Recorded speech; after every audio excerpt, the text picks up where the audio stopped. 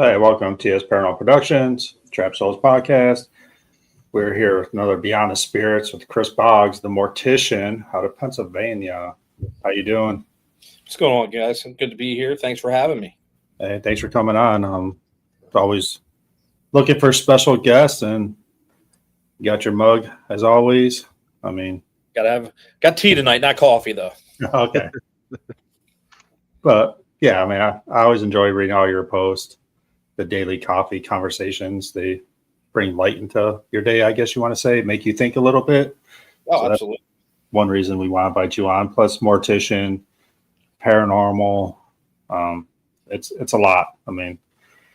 I do have a friend that is a mortician, and I'm going to say this straight up. I'm not kissing your butt or anything, but you guys are a special group. Very special. The type of people you are. That kind of sounds bad, but the way you are. It's just you can't teach that. It is truly, and as corny as this is going to sound, it is truly a calling.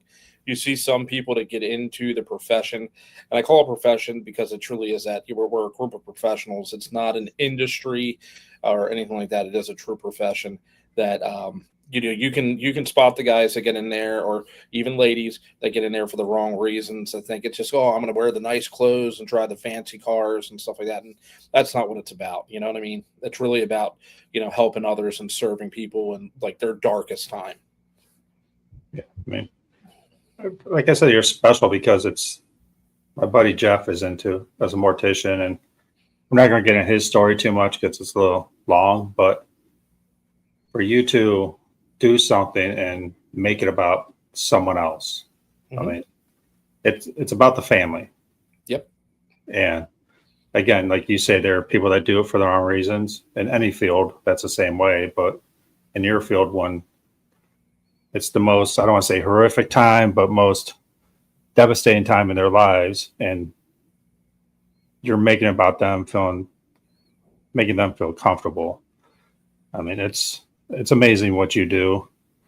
And I just want to put that out there because that's all I'm going to say about that stuff. But and I appreciate that because a lot of the times, that you hear, a lot about first responders and all like that, but no one ever talks about the, like we classify ourselves in our circle. We're the last responders. Yeah. You know what I mean? Most definitely. Yes. And there's times where, you come home at night and you give, whether Skylar is already in bed or something like that, you go in and you give her an extra hug or something, you know what I mean? Because it's been one of those days and you've dealt with one of those types of cases. And if I go through, I explain to people that whether they're interns or apprentices that I work with, and I explain to them, if we go through a service and, the family really from, after the arrangements to them coming into the funeral home, if we're not seen again, then we did our job. Yeah, it's not about us. We're not there to be stars. It's not about, entertainment or shock value. It's being there to provide the venue, provide the space, and the communal mourning for them to be able to begin their acceptance. Because I hate the word closure. You never, ever will have closure.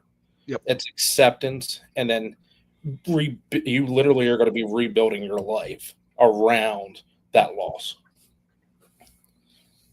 It makes sense. If you're never seen again, you did your job. So, mm-hmm. So how many? I don't want to put this the wrong way, but it has to drain on you sometimes. And so if a lot of people have noticed, I've actually switched companies. Yes. My firm that I was with in Maryland, we were serving 5,000 families a year, and I'm a firm believer that every family you serve, you give a little piece of yourself to. And serving that many families, you're giving so much, and you're not having the time to take care of yourself. Self-care, even in any profession, is so important. You have to know when to step back and take time for yourself to, make sure your headspace right, and then physically you're in a good position. So the firm I just started with here in Pennsylvania, they're a little bit smaller volume, but we're looking to build that. And it's more, small town country funeral directing. So I'm really looking forward to that, being able to be in the community, being more engaged, and I get to be here in my backyard, which is really, really paramount to me to be able to serve my community. Yeah, talk about like self time. I mean, we just talked about before we came on about your weekend, taking the time out and how it's draining, but you still do it for your family. Oh, absolutely. Absolutely. That's one of the things with Skylar. It's like that, with the paranormal, with her channel and everything that she's trying to do, it's supporting her because that's become like a daddy daughter thing. And that has really that's just something I really look forward to and that I value. And it's if you only get 4 hours sleep, you get 4 hours sleep. But it's not going to be an all the time thing. And I just don't want to have that. I only get one chance to be a dad. Yes. And I want to make sure that when I put my head down on the pillow at night, just like with work, I can put my head down calmly and easily and not have any worries or regrets. Because I see it every day, man. Life is very short. Enjoy life. 100%. And just to go on with that and everything, when like we first started and everything, you guys popped up on our radar and everything, and just me as a father, I instantly fell in love with it and everything that you sit there and allow Skylar to go do this at 9 years old and everything. Is like that's just downright amazing, and seeing how well she's been doing and everything is just kudos to you guys and everything. You've been doing an amazing job to sit there and support her and everything. You're doing excellent. I mean, you figure she really started going full force either May or June. It was May or June. And I mean, it's been a rough road for her. People have given her a ton of crap. A ton. I'm sure, but I mean, I like to call it paradrama. How much crap have you got? We were lucky enough that it got nipped in the butt real fast. Okay. And because a lot of people that have actually been able to investigate with Skylar has explained, like, they shut them down really quickly to where, like, literally they got on the phone and called them directly in another state and was just like, look, the person that said it's really respected in the field and was like, I've investigated with this young lady. You have no idea. She's investigated better than some adults I've been out on investigations with. And, all of a sudden the posts and all were taken offline and things like that. So that's why a lot of her merchandise has that hashtag be like Skylar on it, because that's where that derived from. Like, everybody was like, come on, be like Skylar. So that was the cool part about that. But other than that, it's just people, because I don't know if you guys get it. You guys see it every time. People go out and investigate something. And what's the first words that come out of a lot of people's mouth? Demons. You know what I mean? Oh my God, this is demonic. This is that. This is that. I do my due diligence before we go out on an investigation, figure out where she's going, what we're going to do. Like, I helped a local paranormal group out doing a private investigation at a residence, which we didn't know anything about or what we were going to deal with. So obviously she didn't go on that. You know what I mean? So my wife and I are never going to put her in a situation that we would deem would potentially be dangerous. And you can run into anything anywhere you go. Don't get me wrong, but I'm not going to go find something that has the history of having something nefarious there to put her in that situation. Something truly off the charts and stuff. Yeah, no. And people are just like, well, she's too young to be doing it. You know what, man? Everybody's got to start somewhere. Everyone's got to start somewhere. And here's the thing.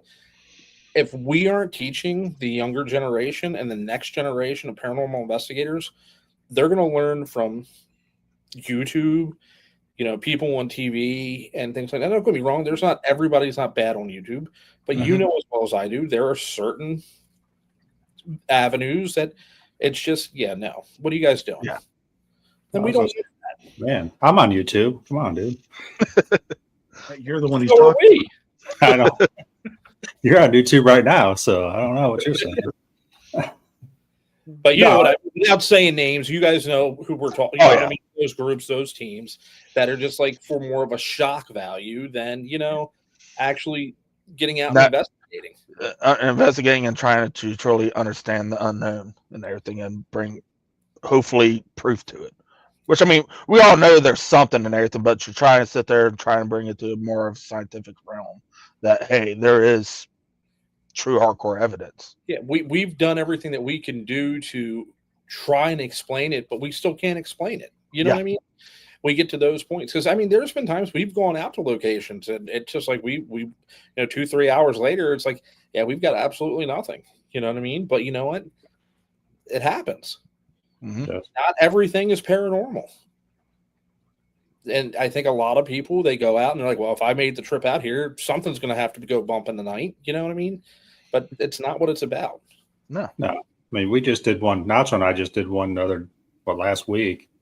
I mean, it wasn't until 3 in the morning, 2, 3 in the morning. Nothing till then. I think you just posted that video not too long ago on your YouTube. I watched that today, wasn't it? I think where you guys were doing that. Yeah, the states. Finally was like, I think you guys said around 3 in the morning that you start getting a lot of communication through the states method and stuff. Yeah.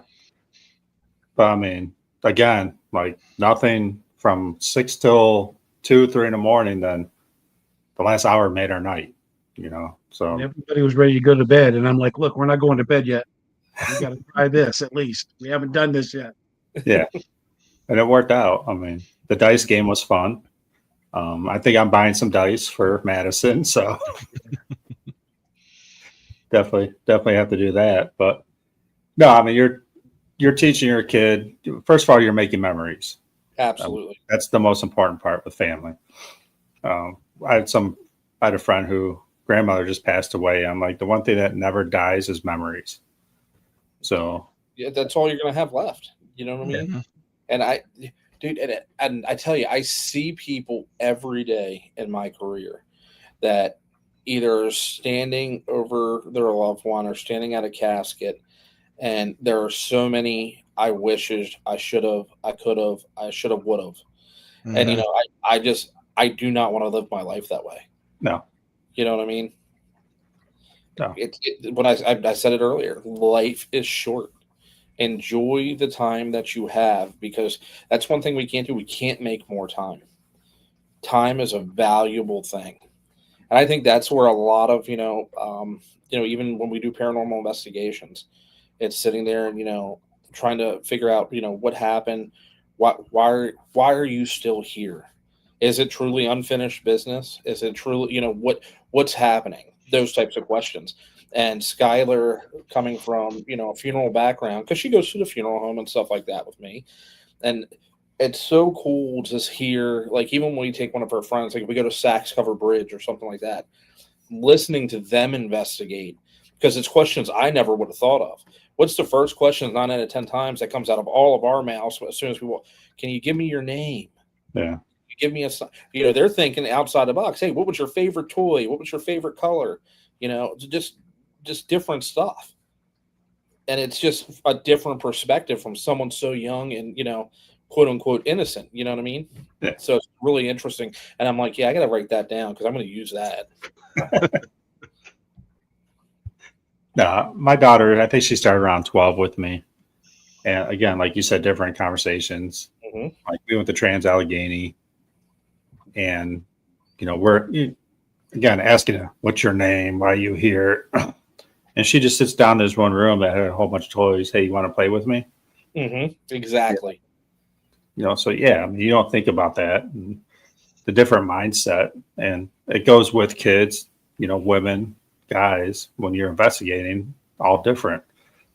Because everybody can relate different to different people. So different perspectives, different points of view. So let's get into how'd you get into the paranormal world then? Oh man. Honestly, when I was probably 16, 17 years old, just going out back, old urban exploring and all. I lived in Maryland.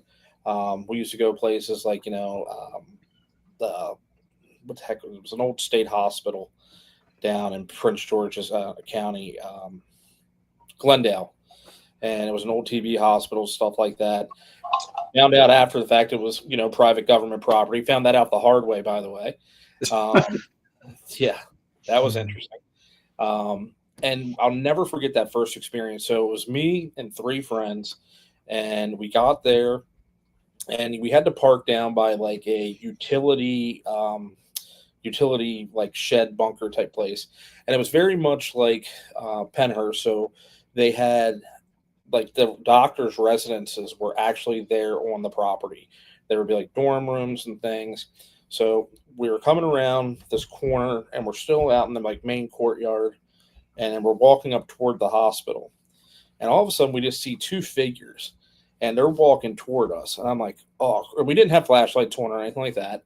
I'm like, crap, is this security? What is this? Well, all of a sudden these two figures just dart into one of the residences. So I'm like, all right, somebody's messing. Let's go check it out.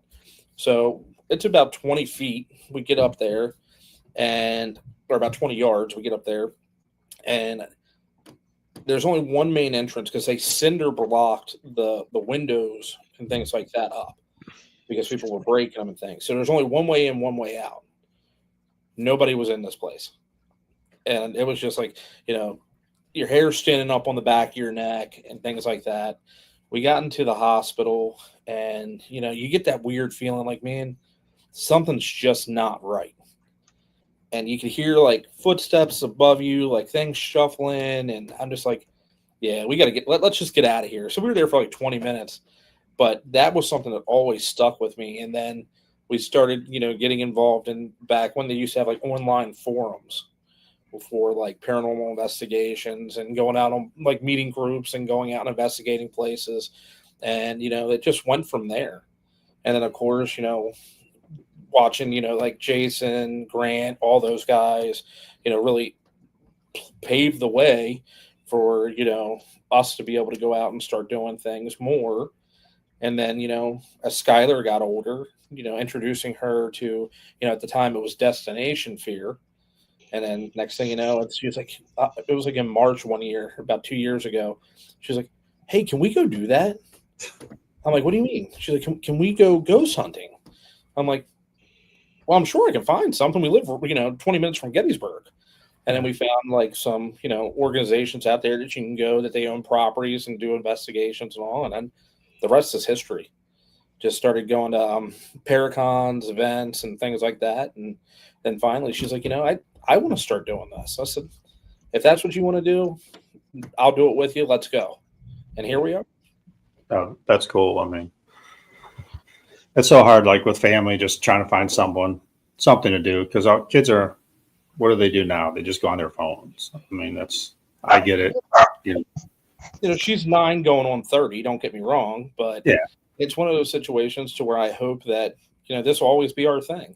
But she could wake up tomorrow and be like, Dad, don't even drop me off a block away from school. I don't want my friends to see me with you. You know what I mean? So it's just like enjoy what I have now and then see where it takes us. Yeah, you gotta enjoy it. I see what we got on here. Deborah, the beard memo tonight. I don't have a beard, do I? She's saying you forgot the memo. Everybody else has beards. What's going on? I forgot the memo. I have to shave for work, so not a lot I have. This is uncalled for. I got a little stubble, and that's uncalled for. So I have to wear a gas mask at work. So I mean, I wear SCBAs, and I'm able to get by with this. yes, okay, we'll talk about that for a second. Like, we could get away with it, but the problem is I have 120 officers. They're going to go all the way down. I mean, they just. I've passed before with this, and they say no. So Donna's on, Anime's on. I have to have Anime on sometime. I got to hear her stories.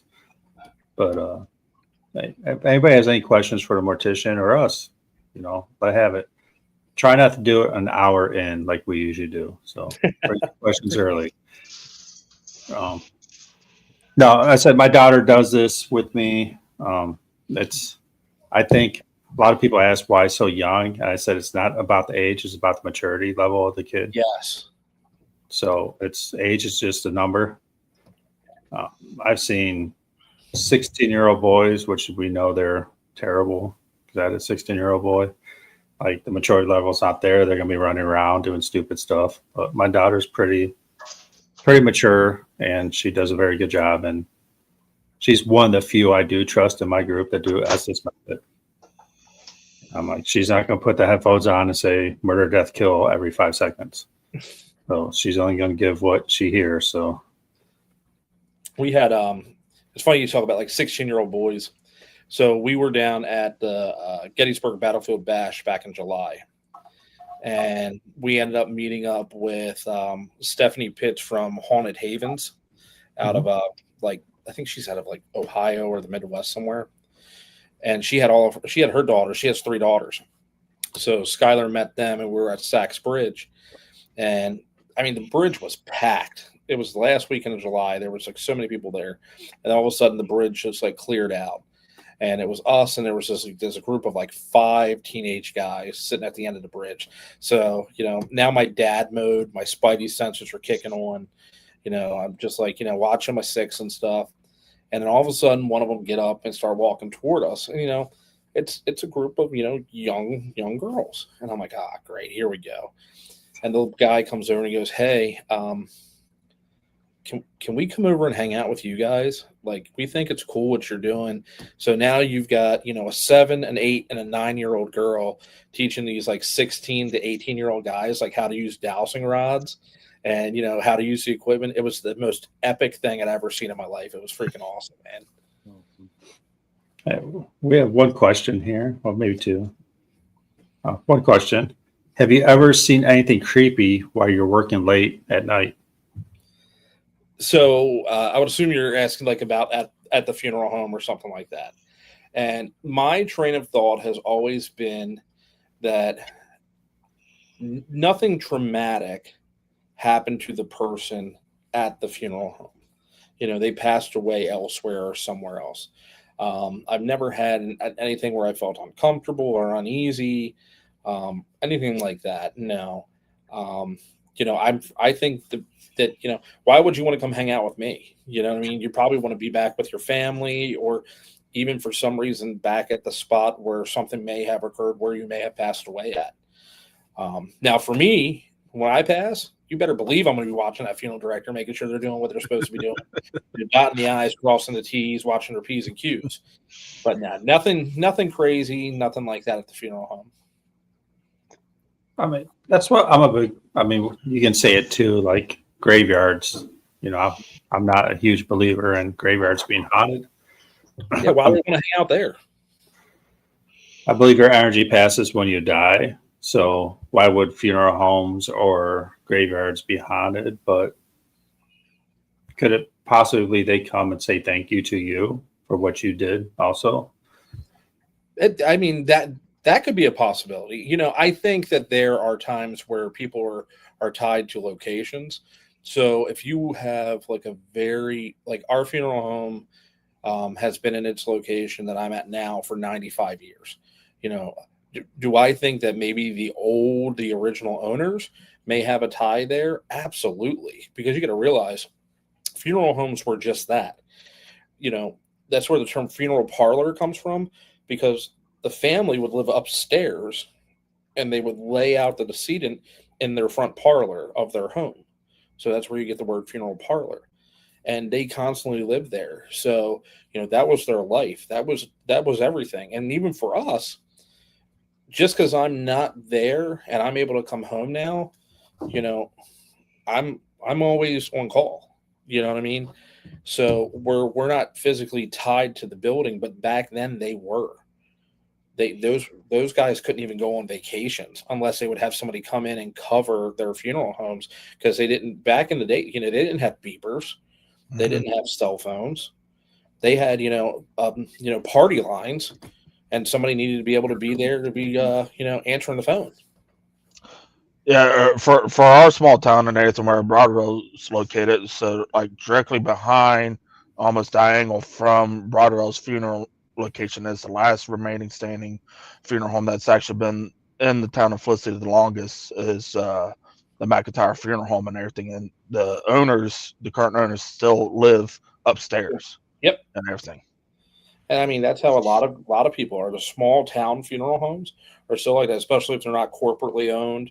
Mm-hmm. There are giant corporations that come in and buy a funeral home and just buy the name, but then the family does not really, they're not operating it, they're not owning it.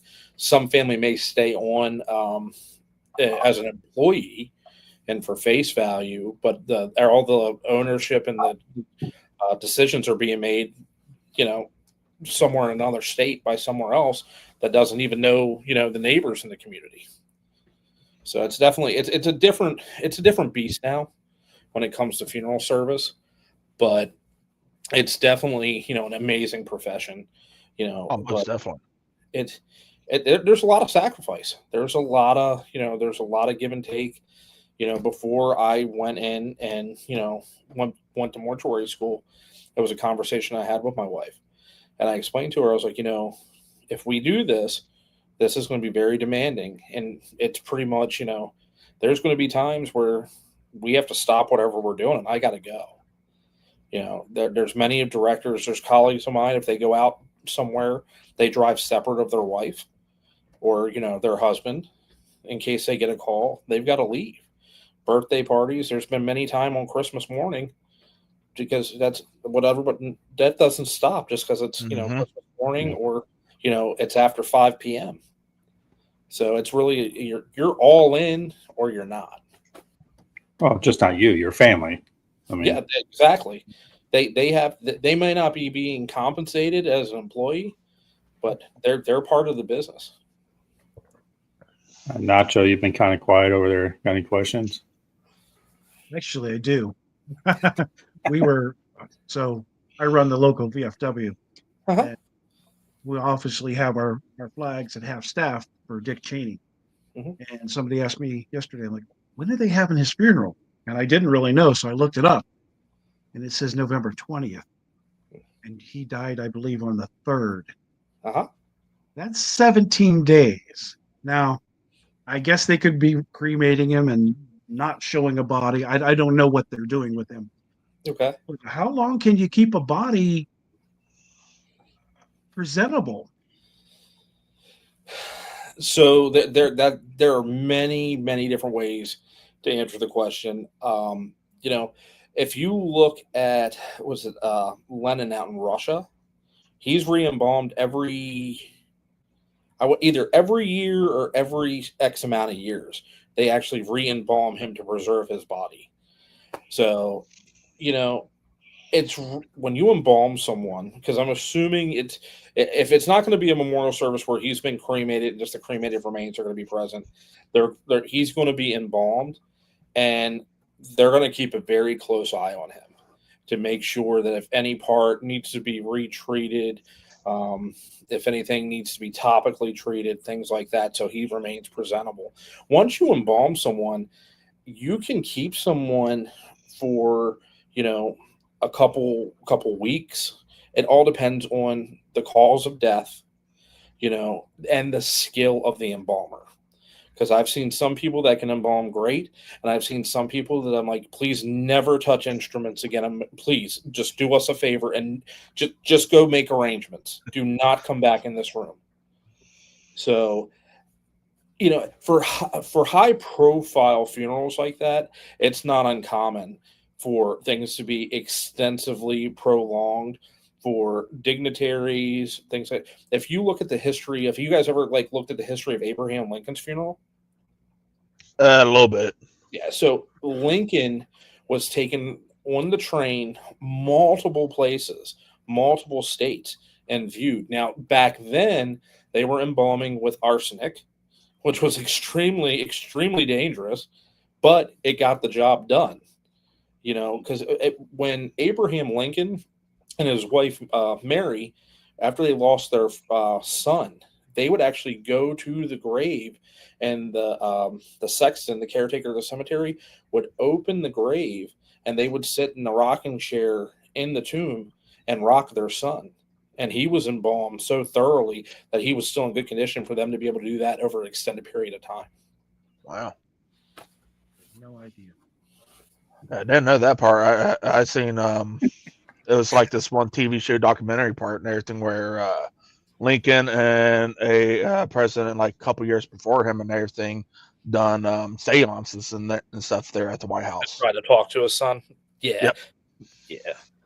Yeah. Mary was big into belief into the afterlife and paranormal and stuff like that. Same thing with what was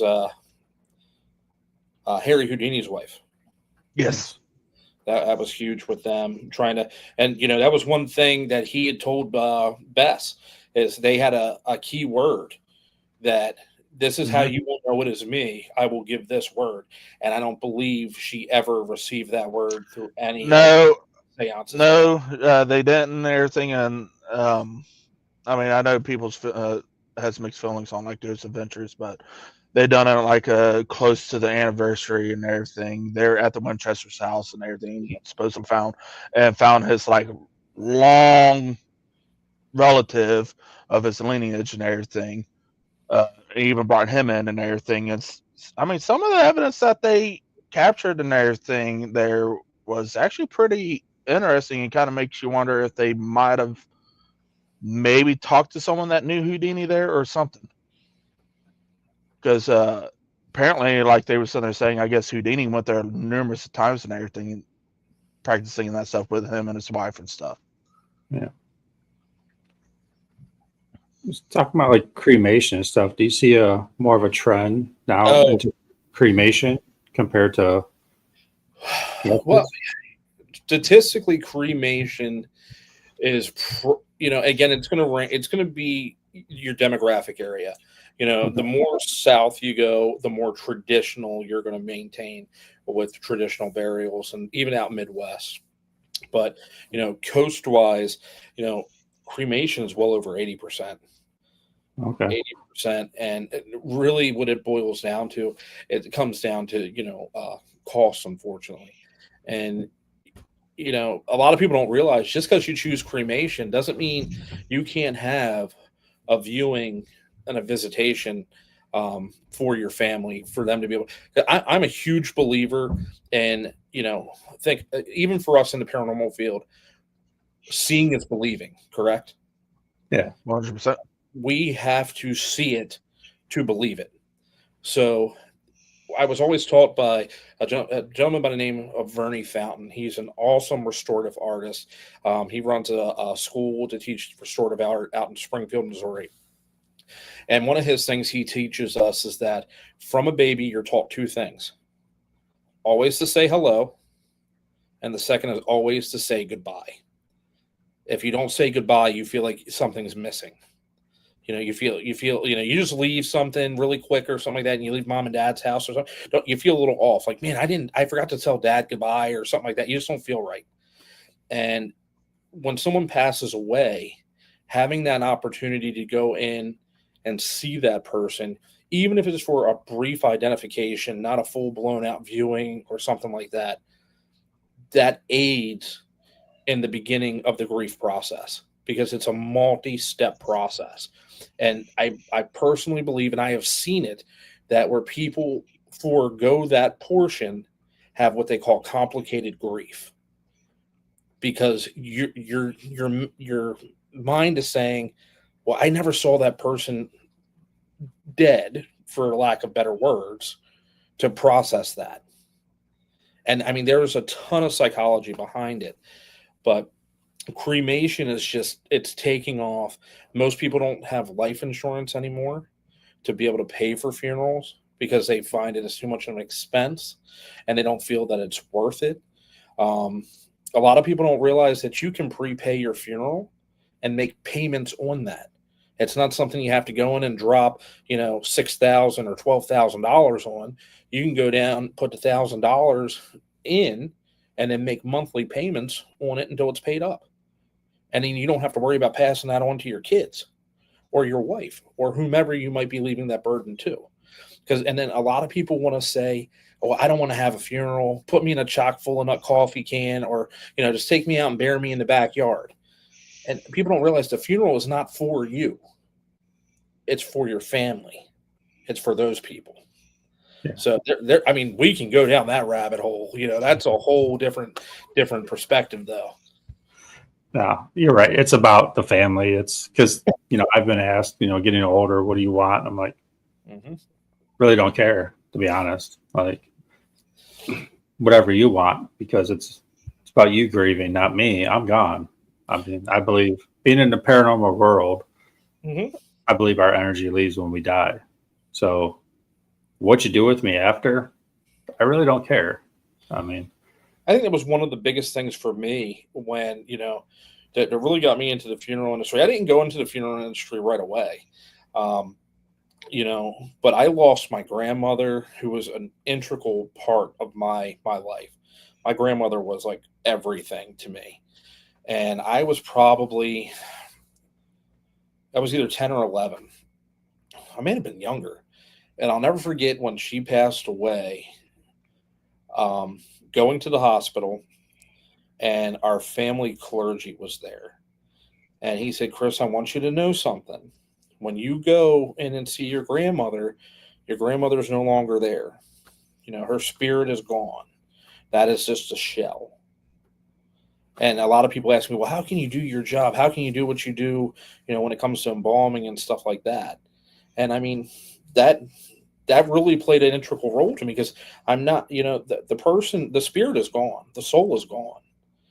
So I'm doing what I can to make that person presentable for you to be able to have that one last chance to be able to say goodbye.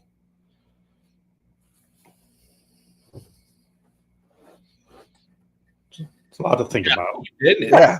It got deep for a second. Yeah. I never took 3 hosts quiet, man. I'll tell you, Big. I'm against saying goodbye all the time. Mhm. Because to me, goodbye is final. So if we're hanging out and you're leaving or I'm leaving, hey, I'll see you later. See you soon. Or see you soon, or to me, goodbye is something that's very, very final. And I don't know where I came up with this in my life, but even if I'm on the phone, I don't say goodbye. It's see ya. Mm-hmm. Because it sounds like it's very formal, that's the end. And as a funeral is truly a goodbye. And so I don't know, if I haven't been to a ton of funerals in my life, more in the last few years than I have ever. But to me, that's the funeral is the final goodbye. So I avoid goodbye at all costs. I don't know where I picked that up, but it's just. I mean, it makes sense though, because if you're so used to saying goodbye and that being the finality of it all, you know what I mean. So it's even I've seen even clergy at the end of the service explain to people that depending on your belief and things like that, that if you don't believe X, Y, Z, this is goodbye. But if you do have a belief and faith or whatever, that it is see you again soon. So it's really I've seen that on both sides, both spectrums. yeah, it's kind of like till next time kind of Mhm. thing. No, I get yelled at a little bit. Not yelled at, but I have a hard time with funerals. I usually don't go up to the casket because I always like to remember the people the way they were. Mhm. My grandmother's, again, I was real close to my grandmother and my grandfather, and I went up there with my daughter, and I was looking above it, and I was like, love you. And my daughter she'd be 8. She's like, you talking to Maud? I'm like, yeah. She's like, yeah, I see her too. I'm like, just say goodbye. Like, she wasn't there, but she was above, just watching us. I mean, mentally, that's what I thought. But then my daughter's like, yeah, I see her too. I'm like, cool. Like, say goodbye. Like, it's not goodbye, but it's, I'll be around. Don't worry about it. I'm watching over you. So There's subtle hints, man. That I'm a firm believer that if somebody that's super close, like there'll be times where I'll just get like this feeling or something like that, like man, whether it be my grandmother or whether it be my dad, because I lost my grandmother and my dad probably within 4 months of each other too when that happened. And there's just times where it's like that they're there. You know what I mean? You can just feel you have that feeling. I'm not saying that like I'm an empath or anything like that, but you just get that feeling, that warm fuzzy feeling. Mhm. Sometimes when you just really need that. Now, whether that just be our mind or whatnot, but you get that feeling, that reassurance every once in a while. Deborah asks, so where do you think the soul actually goes? And do you think it's energy?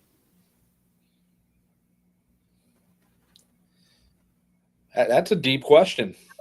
That's a deep question. That might be beyond the mortician scope, but I believe we are energy, and we see that with the equipment we use when we investigate. What is one common thread of all of our equipment detect? Energy. So I believe that we are, our soul or whatever, is energy, and whether it chooses to move on to a greater place or whether it feel that it need to stay here, I believe that there is an energetic field to our being and things like that for sure. I think there's been actually some case studies and done and everything. Like we do put off a EMF field on our own. We are on like a certain level and stuff, producing energy and everything. I mean, if like being in the first responder background and everything, there's definitely energy in us, and I mean the heart's its own energy component itself and everything firing on its own stuff. Because if our brain controlled it or we had actual control over it, we would done kill ourselves. But they say we only use a certain percentage of actually. Oh yeah, 100%. I mean now, like I believe that when we do our final breath and everything, that's when our soul leaves and stuff. Or the energy and everything, and where it goes and everything is basically going to kind of be on anyone's belief and everything. Like most of our team members and everything were Christians and everything, and so we believe that we go to heaven and everything. But also here lately, like me and Justin's been having talks and everything, and it's like because we're trying to do this paranormal field and more of a Christianity background and stuff, and it's like the Bible never really says where you kind of go and everything. It mentions like when Jesus died on the cross and stuff, he went down and the believers before him and everything, he went and brought them out of hell and stuff. And after that, and it says there, if you'd like again in the book of Revelations, our bodies come out of the ground and everything, and then our spirits kind of come out of this somewhat of the sky and everything. Is that truly us coming out of heaven, or are we kind of in this limbo till Christ comes back and stuff? And it's just, I mean, it's so hard to tell and everything, because it's like, okay, if this is the case, if we're looking at Christianity's standpoint and everything, doing these investigations, are these actually true spirits that we're truly communicating with and everything? Or like kind of find out like the creator of the spirit box and stuff, he believed when he created that device, it was to talk to ET and stuff. It wasn't for spirits. Well, if we go down that road, okay. So if you think about 2 Corinthians, they say to be absent from the body is to be present with the Lord. You know what I mean? I come from a very, very big Christian religious background. So my question is this. We're going to go down a road here, but think about it. So you pass away. And technically, we're not supposed to go to heaven until the rapture and the second coming of Christ, correct? Yes. So when you pass away, are you just sleeping, and that energy is dormant until the second coming of Christ, and then you're raptured with the church, and the dead will rise and things like that? Yes. Or is it as soon as you pass away, because you're technically absent from the body at that point, you're then taken to heaven? Or whatever your belief would be. Yeah. I mean, so it can go deep. You can digging into philosophical conversations and things like that in regards to the paranormal aspect. Because, if Revelation says the dead and Christ will rise first, correct? Yep, when the first trumpet sounds. So at that point, then the dead now are technically not there. Yes. So where are they? Don't know. Right. Because I mean that was a really good question and everything, and it's just like it kind of because this past couple weeks and everything. Me and Justin. Bet you didn't think we were going down this with a funeral director. There's a lot of open interpretation in it, and the biggest thing is all five of us could read something and we could all get something different from it. 100%. What we need, right? It's what we need. It's not. May not be the right thing or the wrong thing. It's just what is aimed at us at that moment. and you could go back and read it 2 days later, and it'll mean something totally different to you. And then how many times have we used it to be weaponized? Yes. You know what I mean? So I'm just going to say this. Are there different dimensions? I only said that. I just want to see if the cat ball goes off, to be honest with you. Because, I mean, last time it was. Yeah. So, I mean, like after that and everything, Justin was in for that podcast and stuff, and we've been talking about that and everything. Is like going on more like on a Christian level and everything, because like, so you're sitting there telling me the one true God and everything for our beliefs, whether you believe it or not, perfectly fine. I'm not here to judge and stuff, and none of us are. But you're sitting there telling me this almighty being and everything has created this huge universe and everything. And if you just go look at the Milky Way galaxy alone, you're telling me he decided to sit there and just make this one speck in this Milky Way galaxy that has life and stuff. I think there's more out there and everything. There's definitely so much out there. I mean, I do believe in there's ultimate dimensions and everything, different timelines and stuff, and we're just right now we're at the standpoint where we are, and as a civilization and everything, I don't think we can fully understand it. We could be somebody's snow globe right now. You know, it'd be like was it Men in Black 1 or 2 and everything? They kind of done that and everything where the aliens sit there and grab the marbles, playing marbles and stuff with the Milky Way galaxy stuff. We're the biggest thing going, and we're probably not even like a speck on the map. I mean, it's just like these guys are so far behind. Yeah, you know what I mean. But I do see somebody said, "Wow, Lenin, really?" So it's not John Lennon. I want to make that very clear. It was Vladimir Lenin who was re-embalmed in Russia. His name is Vladimir Lenin. He's re-embalmed every couple years.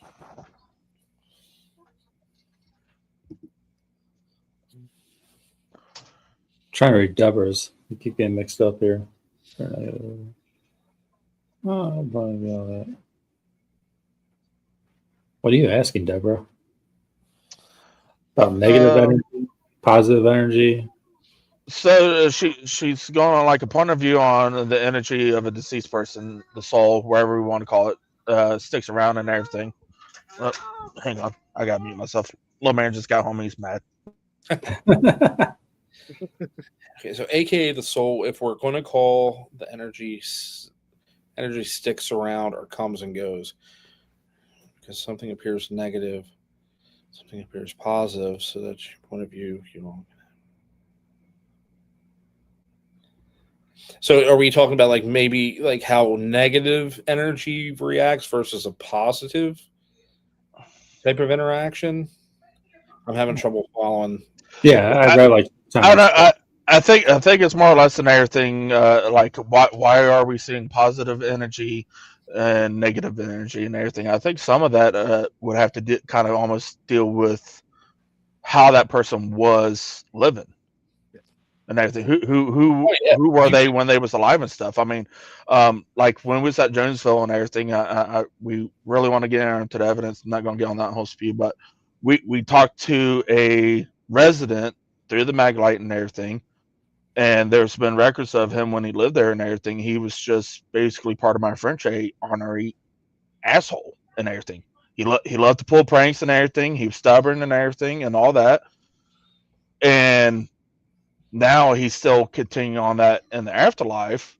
And a lot of people, when they go there and investigate, and he starts, making himself known and everything, pulling some pranks or just being stubborn or being hateful towards them because they're taking them off, they're automatically saying demon and stuff.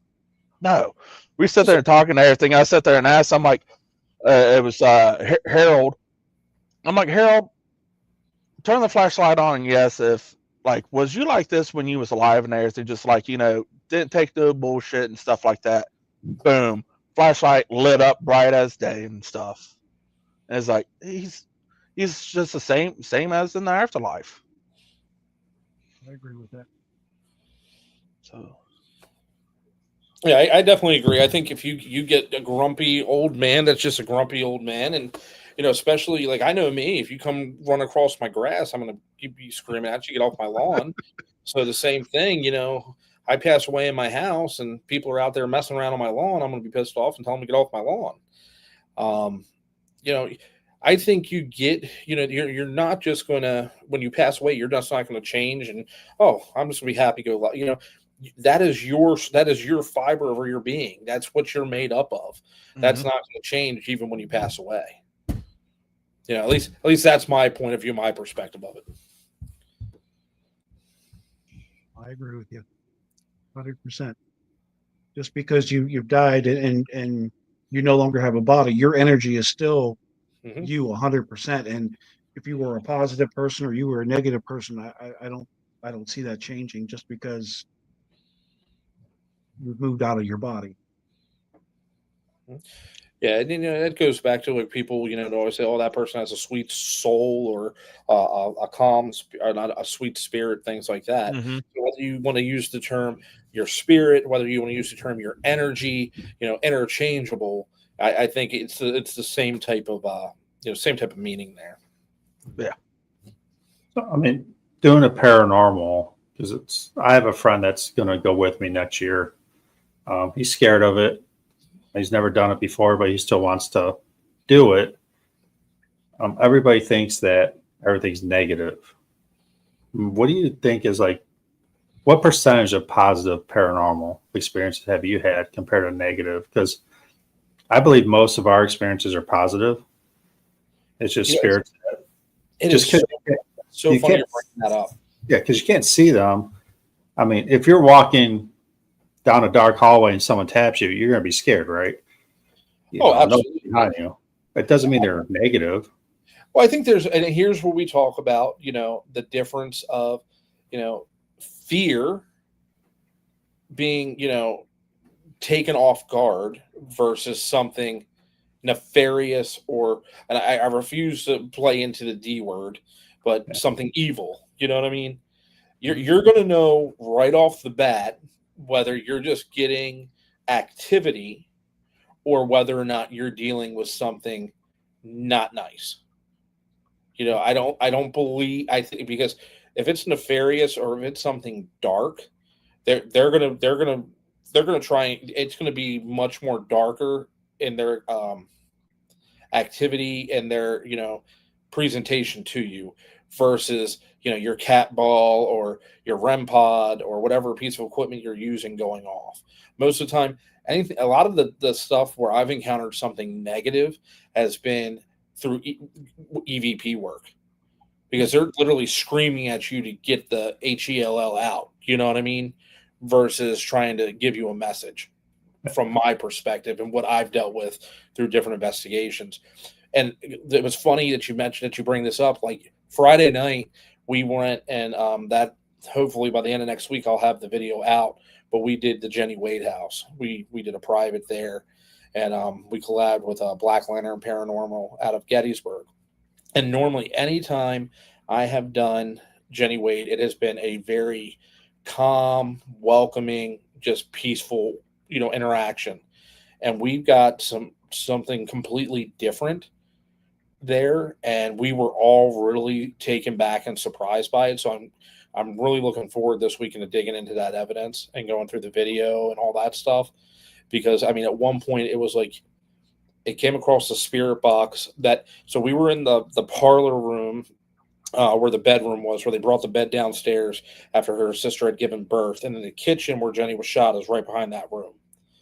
So we're sitting in the bedroom on the floor, and we've got through the spirit box that whatever it was could not come into the room where we were, and it said "Holy, holy, holy" 3 times.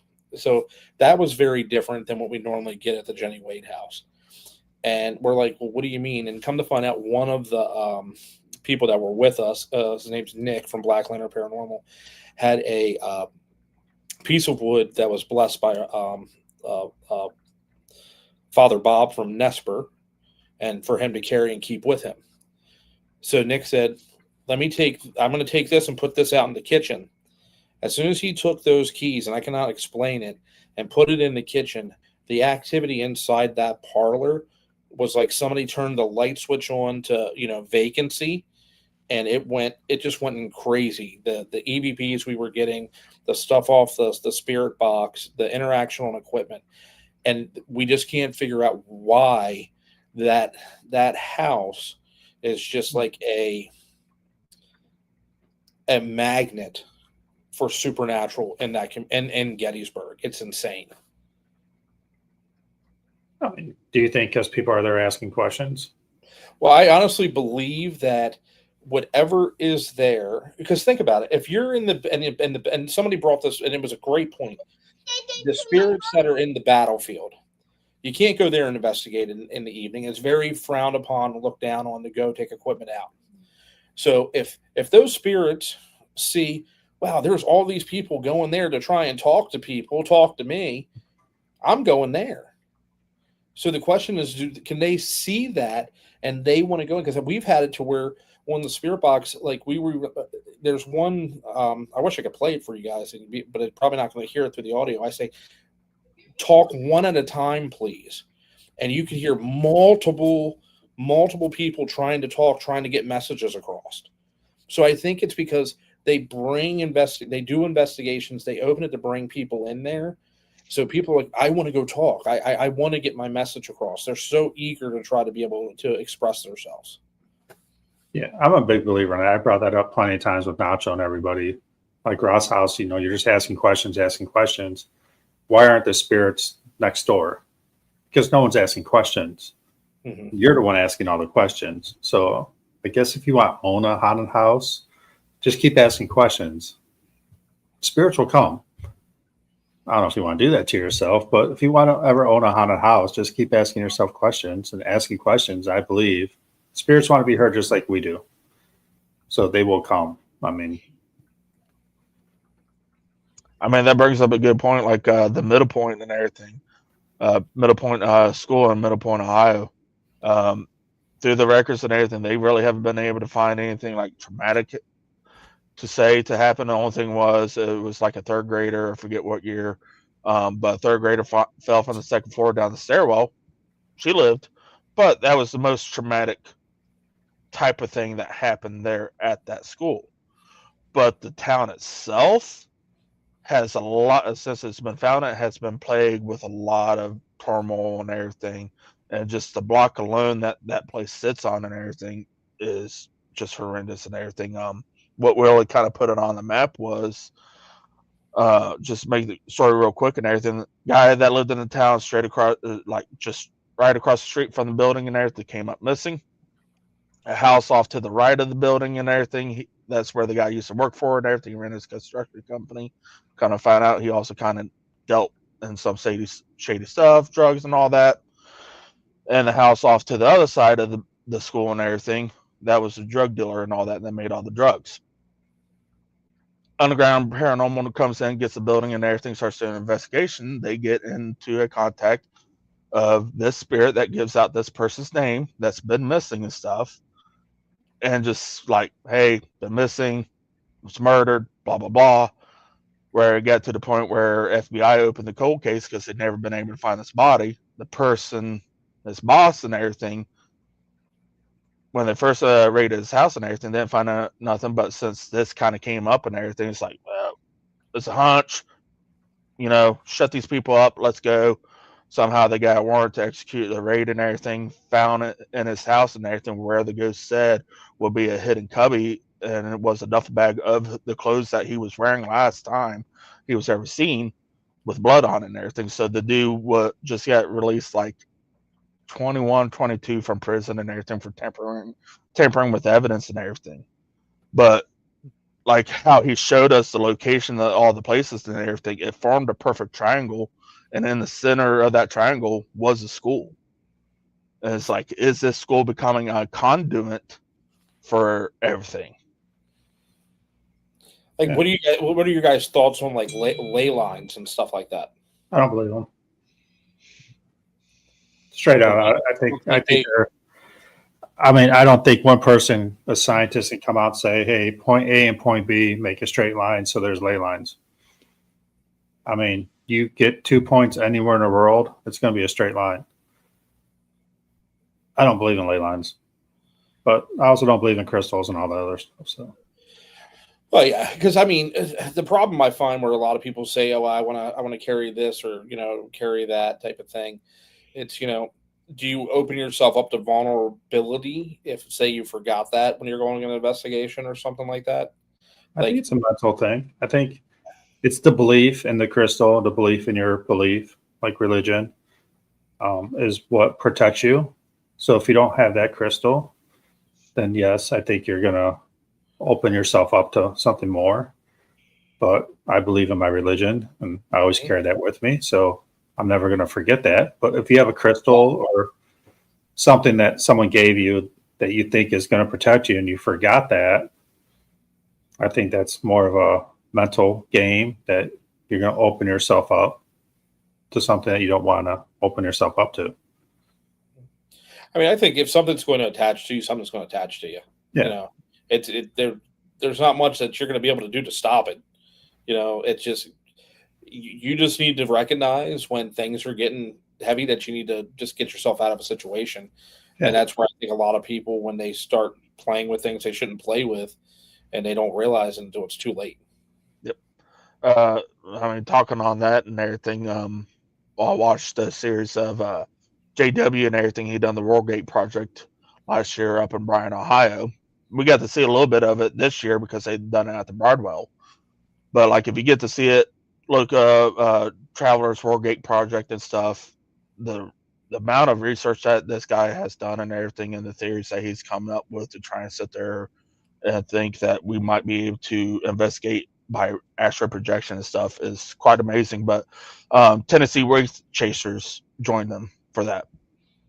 And the little short little interview and everything, and they're like, we're coming on this in the paranormal from our Catholic background and stuff. Mm-hmm. We're believing the holy power and everything, all that, the prayer of protection. But we also know when we're going to these locations, we're ultimately entering their realm and everything. And sooner or later, they're going to find a crack in something and find a weakness. And I mean, just this past public event that we done at the Bardwells, I was not in the right state of mind and everything. That day, I had to put my fur baby down and everything, really unexpected and stuff. I was in the right state of mind and everything. And I got curious because I went down to check on everyone down in the basement. And a new group that just I announced last night and everything, and they finally made their Facebook page. They caught an EVP, and still to this day, here and there, because they sent the clip to me, here and there, it still sounds like my dog. But at that moment, it 100% sounded like my dog, and I think it was more of maybe emotions and everything because I wasn't in the right state of mind. But it got me curious because there was no dogs around there in the location. So started asking questions. They believe they was talking to the Maglite, to the one. And when I said his name, the one, that was the brightest it ever was. I'm like, do you want me to do a states method? Boom, lit up again. I like to fully confirm it because they set up another one, light up both of them. Show us that you really want me to go into your area and I'll communicate with you. Both lit up and everything. And knowing I shouldn't have went and everything, but I mean, shortly after doing the estates and everything is when I heard in a deep grotto growl that he said my dog was his. Scare the crap out of me, and where I had to leave and compose myself and everything. And there's like, if you're not in the right mental space and everything, you're not going to be fully prepared. Completely. Oh yeah. You know what I mean? And I like when we do one of the problem, like not problem, that's a bad way to word it, but one of the issues that I have is being able to going and doing investigations places because people won't allow Skylar to become because of her age.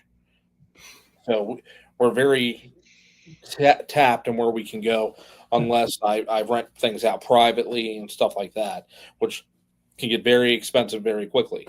100%. One of the things that, I find when we go on these public investigations is that, if you go in and there's a group of a bunch of guys and like, oh, we don't believe, you know what I mean? We're just here because our girls are making us come and this, that, and the third.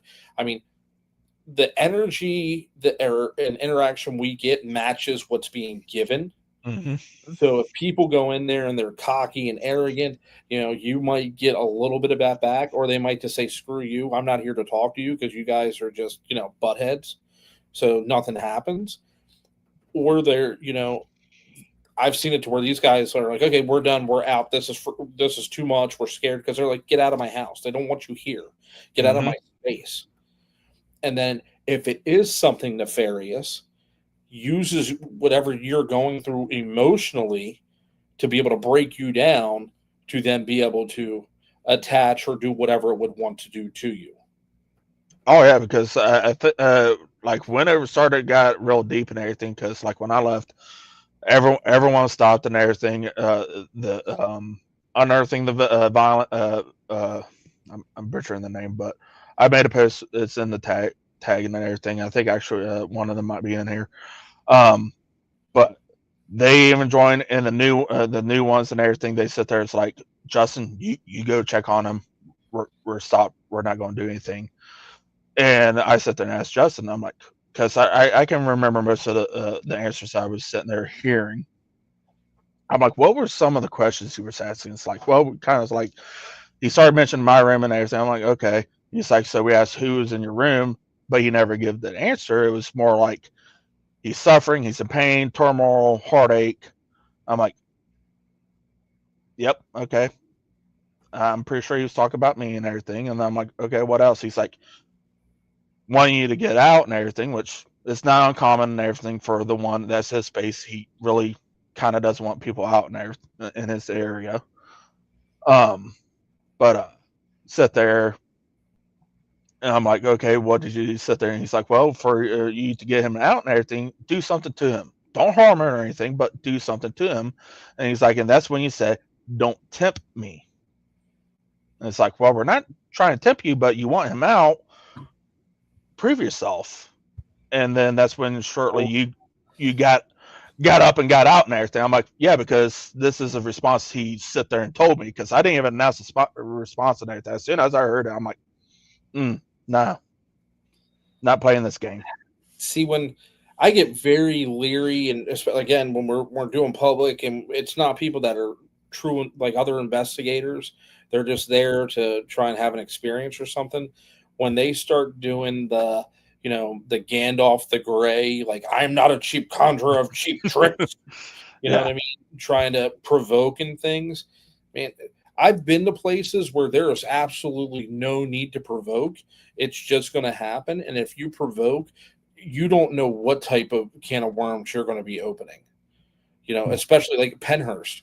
When we go there, there's absolutely no need to provoke, but people try to provoke. And I mean, you're not going to like what you're going to get. I've seen grown men cry there, because again, it's not that it's something nefarious, but they're showing themselves. You want me to show you? I'm going to show you, but you better be ready for what you're asking for. Oh yeah.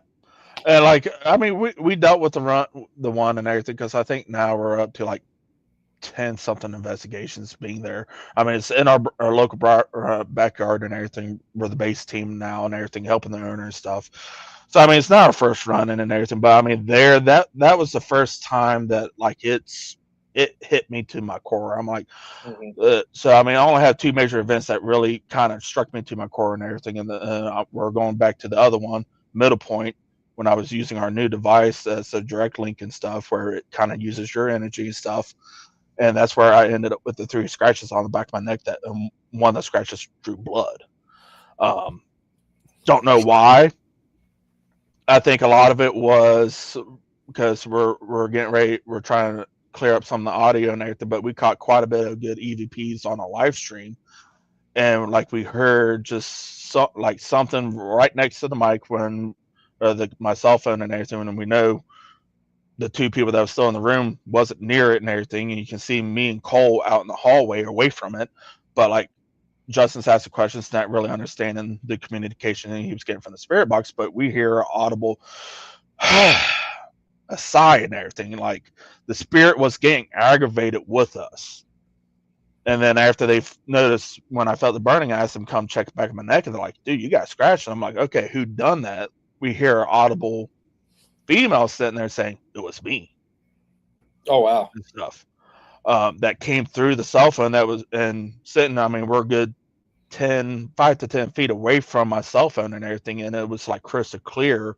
And at that time, there we only have one other female. It's like that's not her saying it because you can hear. It was either me or Cole sit there. It was like, go get the camera so we could show the people watching what happened and stuff. And you hear her say, okay. And then shortly after it, we got that response. It was me. And I think it was more of just, look, you're not paying attention. You're asking where I'm at and everything. I'm going to show you where I'm at. I'm behind you. Chris, I have a question for you here. Kind of, It's a big deal. have you ever gone into a place that something happened and then just leave because it was that bad? I kind of want to like, with Skylar, have you ever gone into something where that you had to like pull Skylar out? No, like I said, anytime we go out and we're doing investigations, it's places where I can do some digging, some research on to know what type of activities have been done there and things like that. I've even personally never been to where, when I was younger, like I said, the first time I went to that hospital in Maryland, it was just one of those things that was just uncomfortable. And it's like, just something doesn't feel right. And it was, again, 16 years old, let's get out of Dodge type of deal. But I personally have never been to a location, never been with Skylar to where it's like, all right, we need to stop. We need to shut down. We need to get out of here for safety, or we felt like something may possess or anything like that. Yeah. I've never personally had that. I don't know if you guys ever had anything like that. I mean, I think I've had where I told my group like leave the area because I don't want to put my group in any type of danger. But I'll go back. I mean, especially if the females or my daughter's involved, I will go back and face that whatever was down there. Now, are these locations that you previously investigated, or were these like investigations you were going in and The one was investigations we're just going in. So I go in my like the big names, I guess. If we're not helping someone out, I don't do any history into the places because I don't want to be influenced. Okay. Now, once I get, evidence or EVPs, then I'll go back and do history. Then I'll go back to that place and ask questions. But usually if something's like hair getting pulled or scratches, yeah, why don't you guys take a step out? But I'm going back in and we're going to get to the bottom of this.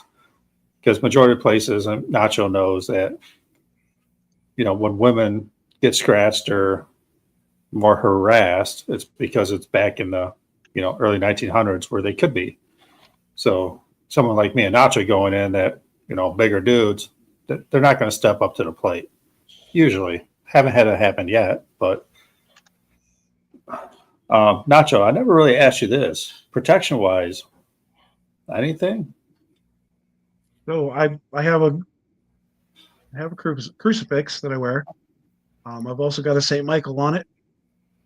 And I only recently got the St. Michael. I am not Catholic, but I did a psychic reading in Johnstown, and the lady told me that she highly recommended me to get a St. Michael. And I'm like, okay. So I kind of humored her, but I still felt like I needed to get it. I do have a St. Benedict bracelet and a ring, and usually I wear the ring around my necklace as well. I've a couple of times forgot to take them with me, and like we'll be on the road and I'm like, oh, I forgot to take them. Usually things are more active when I don't have them. I don't know why. It could be that I'm thinking, oh, I don't have them. But I don't really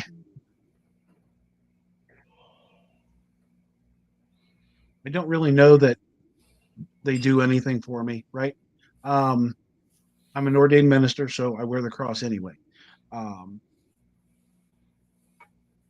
But I have not encountered anything myself that would make me fearful of something.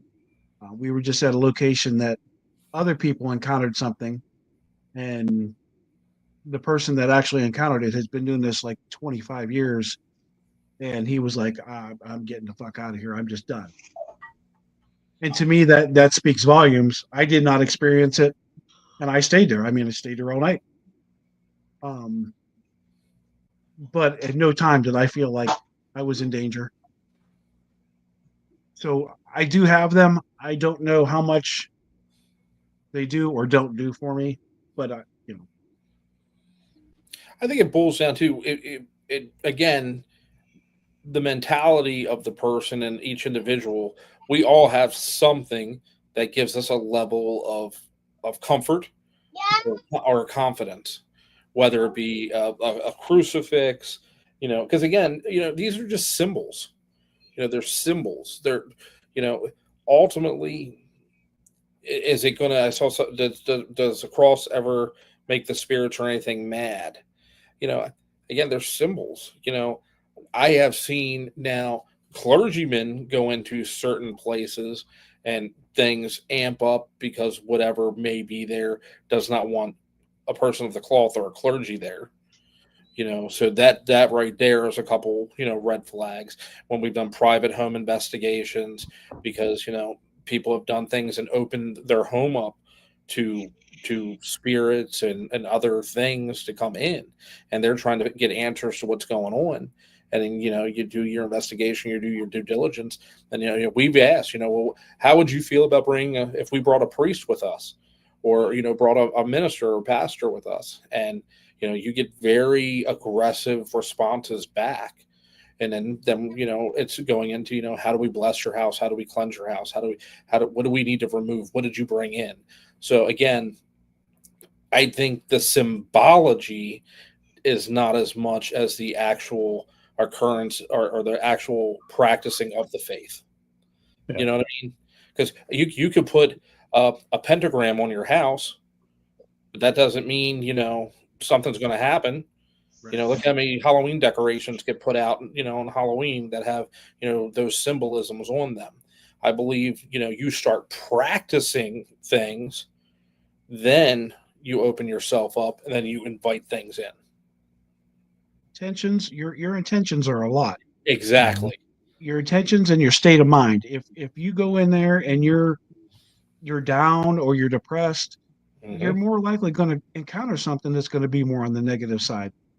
We try to, on most of our investigations, get our team together beforehand. Maybe sit down and eat a meal, kind of gather our energies, make sure everybody's where we need to be. If somebody's down, we lift them up, we get them ready, because you want everybody going in there on the same key. Somebody with that is, and just Travis said, he was down, he was hurting at the moment, and it affected him. So they will look for a weak link, right? Any chink in the armor is the easiest place to jump. So we try to get everybody on the same page. We try to, and it doesn't always work. We don't always get everybody together. But if we can, we always have a much more balanced investigation, because everybody's got that same state of mind. Everybody's got the same intentions.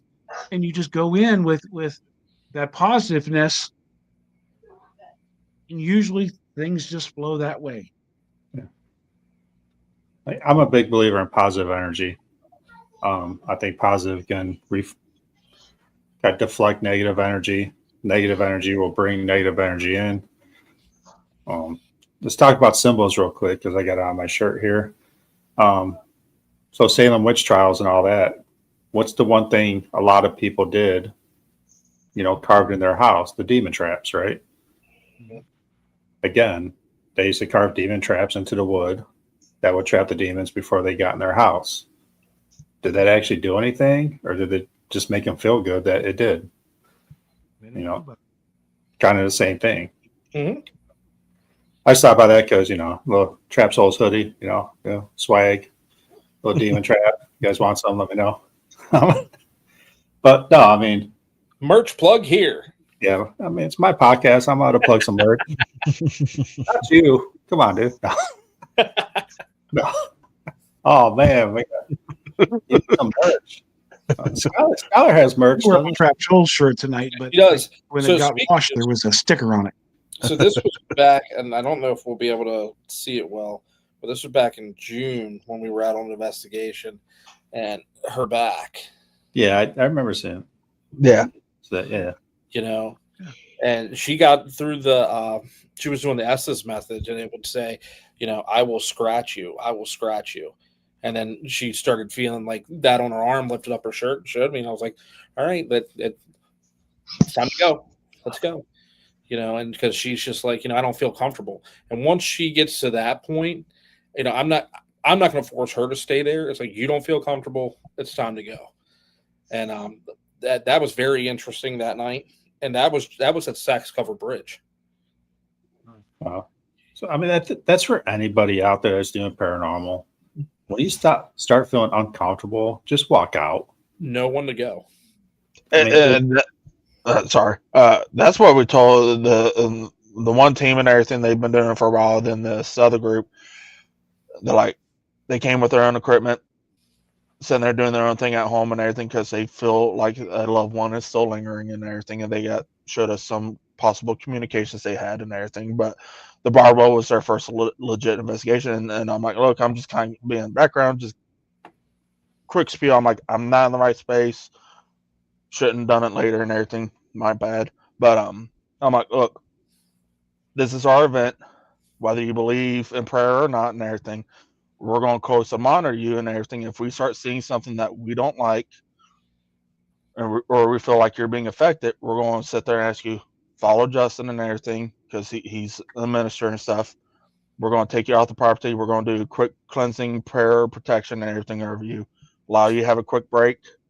And then if you feel comfortable, get you back in and everything. Or if you guys sit there, I don't feel right and everything, sit there and bring it to our attention and everything, and we'll get you out and everything and do that and everything. Because that's the biggest thing, is just trying to keep people safe.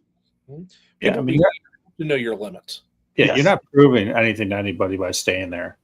No. I mean, yeah, if you get scratched, and I mean, I've never been scratched, but I've had people scratch, and they felt fine with it. Okay. But once your demeanor starts going down, get out. There's not saying you can't come back, but just go clear your head. Maybe bring some of that positive energy back, because once you start getting scratched and your demeanor going down, you're starting to think negative. It's very important to keep yourself grounded. Yeah. You have to ground yourself, whatever you believe in, what not, make sure you're level headed and you are grounded when you go into these places, whether it be, and I mean, whether it's been in a place that you've gone into, 100 times before in the past, you have to make sure you have that right set of mind and that your intentions are pure. We talked about, people provoking things like grandma used to tell us all, you get more flies with honey than you do with vinegar. You know what I mean? Mm-hmm. So there's no reason to go in there and do the ZB method of investigating. You know what I mean? That there's no punching the walls and stuff like that, or climbing on top of dummies. I'm being affected. But I think that if somebody asks, do you believe that there's actually like human spirits there, or is it like demons pretending, or just spirits chilling out? I mean, I think it's going to be depending on where you're at, is what you're going to be dealing with, what you're looking for. And I think like a lot of I mean, the ZB and everything, almost anything is almost demon related for them and stuff. I don't think that's the case, and I think back in the early days and everything. Because I mean, if you go, I mean, the Vatican has a lot of records and everything of exorcisms being done and everything and all that. So I mean, I do believe they're out there and everything, especially coming from the Bible standpoint and everything. You have good, you're going to have the evil and everything. Are we truly seeing it as much as of right now? I don't think so. I think it's going to be far and few between, and just like here and there. I love the people coming and seeing the Broadwell and everything, but here and there they do the catchy phrase and everything, demon and stuff. Talk about the one. I don't see the one being a demon. I think he's just more of a negative, malevolent energy that likes to get his kicks off and everything by scaring people and everything, showing them, hey, this is what I can do and everything. Because the way I look at it, and it goes back to like growing up watching Taps and everything, Jason and Grant and stuff. they went to one location, private residence that believed that he was being tormented by a demon and stuff. It's like, look, if you're truly a demon, do more than the Nox. Do something more and everything. The Nox ain't going to oppress us. And it's like, we're told these demons are supposed to be powerful and everything. It's like, doing a knock, yeah, that's not going to do something more. Throw me, if you really want to prove yourself, push me against the wall and everything, move me or something. And I think it's more on, it's just like we talked about earlier and everything, is just how he was alive and everything is how we're going to be in the afterlife. Whether you want to sit there and believe once we die, we go to heaven and everything and wait till the rapture comes and everything, then we join our body, or are we stuck in this limbo and everything that we don't have access to heaven yet, and we're stuck in this limbo, purgatory, wherever you want to call it and stuff. Is the energy just displaced at that point, or Yeah. What happens to that? You know what I mean? That energy has to go somewhere. Yeah, because I mean, like when Nick Groff done his investigation there at Bridewell, like he sat there. I agree with him. Firm believer. Once energy is created, it can't be destroyed. So our energy when we die, it's not destroyed. It goes somewhere. Yeah, that's physics. I don't have the answer to that and everything. I mean, I would like to believe when I do die, I do get to go to heaven, and I'm not stuck in this limbo and everything, and wandering the earth and everything, and wondering because we have some cases, I'm sure most of you, all of you, and everything on your interactions and everything, and that you communicate with these possible spirits of, they don't realize they're dead and everything. I don't want to be that way. Yeah. When my time comes. Yeah, I mean, I think demonic is 0.00001%. You're gonna just get more, asshole spirits than anything, evil spirits, whatever. Would I ever go into a demonic situation? No reason to. My belief, unless you're trying to help a family out, I think they have a demonic, then personally I would go in there and say, yeah, you might have something bad. Then I'm gonna find someone that knows what the hell they're doing, because that's don't. My pay grade, man. Yeah, that's way above my pay grade. I mean, but if you want to know if something's in here and something's bad, I believe 90% of the things are just, I guess you want to say, misunderstood. Again, like someone rolling a ball, or like, oh my God, they're scared because a ball or something fell off a table. They're just trying to get your attention. They just want to be heard too. So that's a prime example. People talk about like biting or scratching and things like that. You have to keep in mind that the environment of where you're at.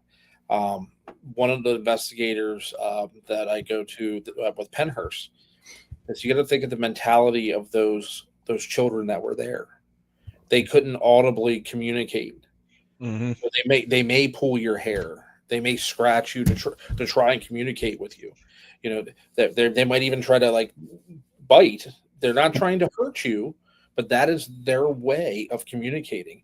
And that's where, a lot of people don't understand. You have to know where you're at and know who you're talking to know the level of questioning and the way of communicating with those types of spirits. Because though they passed away, that their mentality is that of when they passed away. They're not going to, mature educationally and things like that. So for somebody to say, "Oh my, they grabbed my hair, this is evil," no, they're just trying to talk to you. That's how they talk. That's how they communicate. Yeah, Elon King. I mean, Broadwell, Travis, you guys go there a lot, obviously. Yeah. I have not been there. Trying to get down there sometime. More than welcome and everything. Hit us up and everything. I'm sure we can kind of get you in on good call. So I am doing a new series, like I guess you want to call it series, where I'm going to go to dark basements and spend hours down there by myself. So I love basements. I'm fascinated with dark basements for some stupid reason. I mean, the basement alone and everything is awesome there, because I mean, sometimes it depends on everything. The one might be up to his, we call it the no good and everything. He's ready to just sit there and play and everything, or there for a while and everything, you actually be able to talk to what we believe is Christopher Broadwell or Carl Gwatney and everything. That is, I mean, we've had a couple of responses where they're still doing work and everything because they're in the basement and everything. We try to show decently with the lights and everything where the actual embalming room was and stuff, where they would prepare the body and stuff. So, I mean, this that's is a funeral home. huh? This is a funeral home. Yeah, Broadwell. It was just, About this. yeah. I mean, you joined in on our first live stream that I we didn't done put there. 2 and 2 together. Yeah. So I mean, it was established in 1910 by the Broadwell family and everything. His Christopher Broadwell parents built it because they like on the other end of town, they had the original location for the Broadwell, and Christopher's mom's like, look, I'm tired of living in the house where we do all this stuff. I want it off site. So they start building it. Christopher became a mortician and everything, and then sat there and took over the family business. And it's like, doesn't bother me. I'm living in it and everything. So from 1910, when he took over for the family, to 1942, he owned and operated. From 1942 to 1976, Carl Gwatney ran and operated as his own business for a funeral home. Lived there and all that. Upstairs is the living quarters. Down there where you would have the funeral parlor and everything. Next day and everything. When you went into the basement. Yes. And then and the basement is where they would sit there and prepare the bodies, do all the bombing and all that. Because in one room from the basement, you would have what a lot of people would believe like a storm shelter to try and get from the outside. No, that was where when the bodies came and everything, they opened the storm shelter doors, bring the body down, right to the room, start preparing. Once the body was ready, they had this hoist system and everything, open the floors on the first floor, raise the body up in the casket, and then bring it right into the parlor and everything. Everyone would come in what now the owner calls the sunroom and everything. They would gather there, and then when it's time, you single file line, you go up to the parlor, pay your final respects, and out the back door you go. So why do you think there's residual energy there? Do you think it's the Broadwells? I think a lot of it is the Broadwell and Carl, especially the Broadwells and everything. So like some of the history and everything, it's hard to find and everything, but like they've been able to find Christopher, his wife, his 2 other kids, death certificates, the birth and death certificates and stuff. The only one that they can't find a death certificate of is Rosalie, his daughter.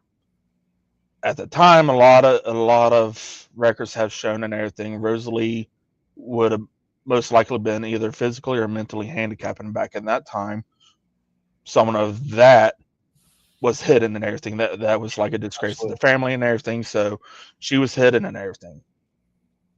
Other teams, like the one team that kind of helped put that place on the map when the current owner that owns it now and everything, when you start doing major renovations and really stir up a lot of activity, they finally got permission from him to do investigation and everything. They caught EVP recordings of a Undertaker. They didn't say a name, but it was Undertaker mutilated us, raped us. Ooh.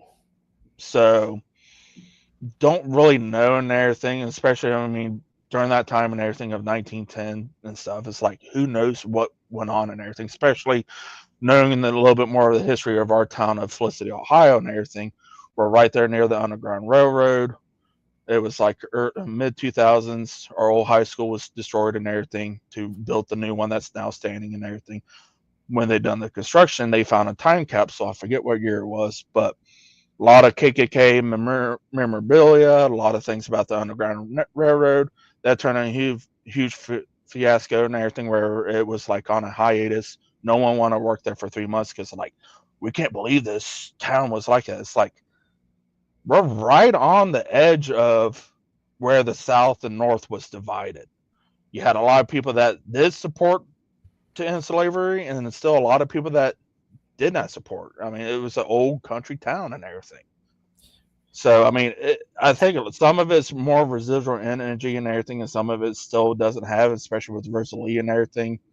We're going to release some videos that she's upset and doesn't fully understand why she was treated the way she was. That's sad. But I mean, Yes. that was such a common thing back then. Look at Penrose. That's where people shipped those children to. Yes. Put them on. They had a train that would take the train, and it would end there. They would just put the kids on the train, and the train would just take them. Like concentration camp style. Yes. But if you look back, there have been major historic events where there have been very horrific funeral directors that have done very, very bad things. If you look back at there's the HBO documentary series now. It's called The Mortician that goes back about the Lamb Funeral Home. That property is now open it's an escape room, but you can actually go there and investigate. And now I think things like that, where the bodies maybe have been desecrated or mutilated, they have a valid reason for wanting to be there, to be involved in things like that.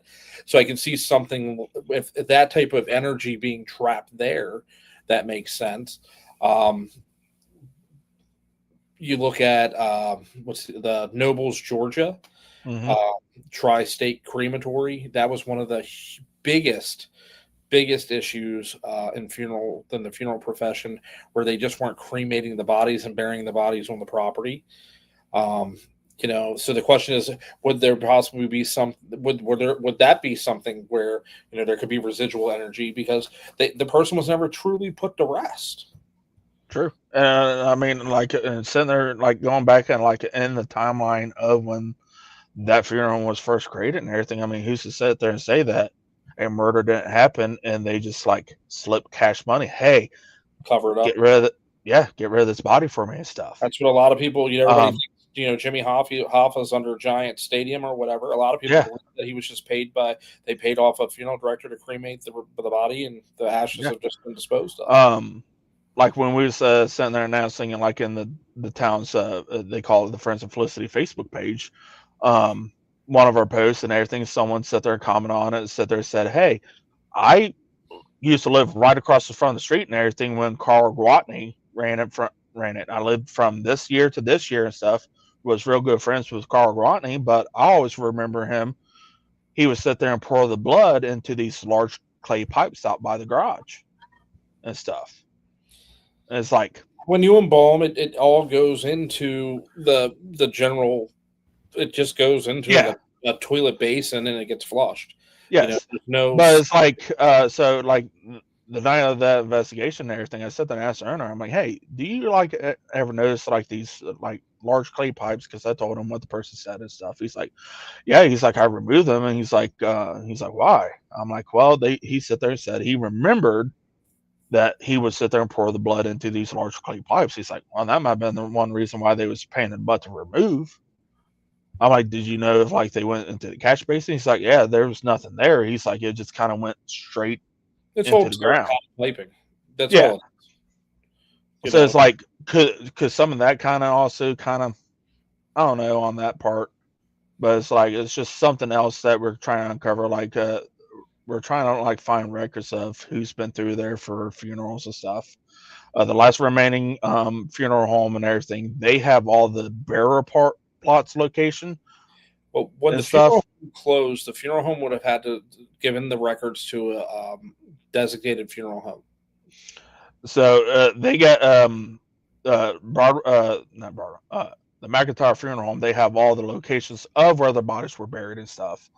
That's what the owner said. I haven't personally got a chance to talk to him and sit there and see like, hey, can we kind of get some like possible names or something when you guys got time and everything? Just try it.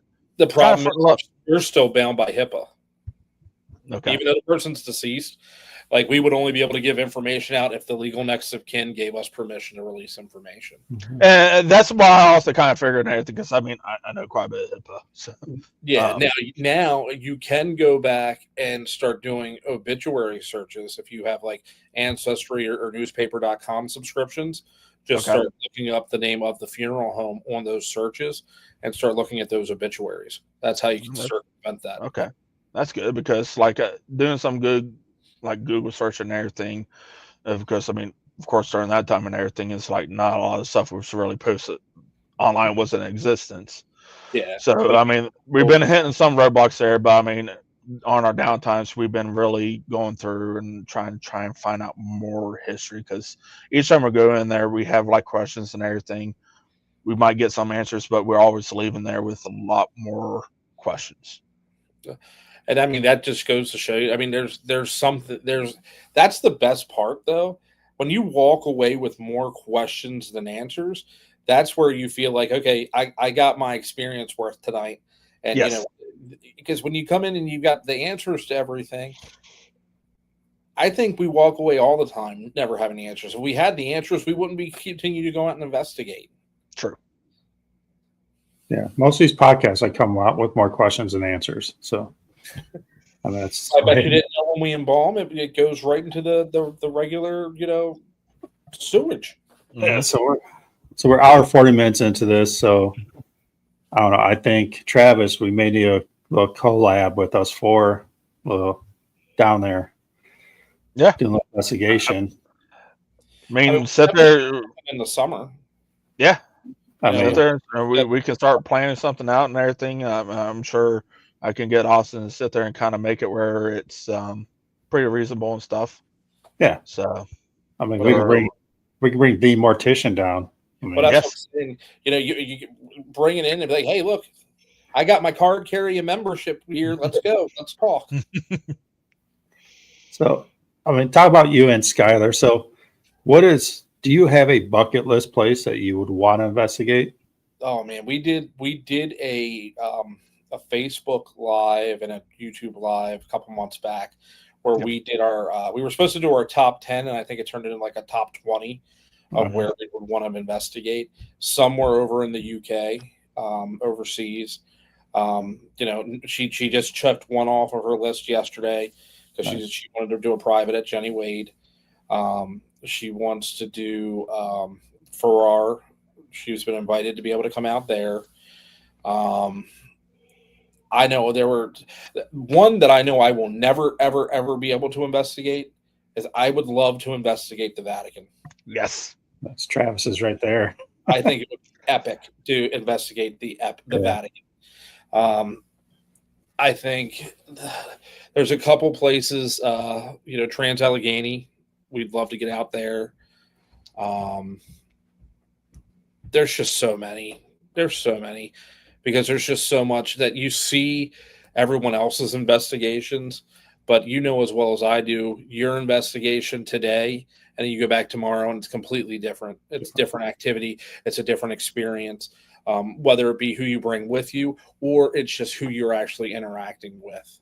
Yeah. So we're so excited. Skylar, she's loving the, just the friends she's making.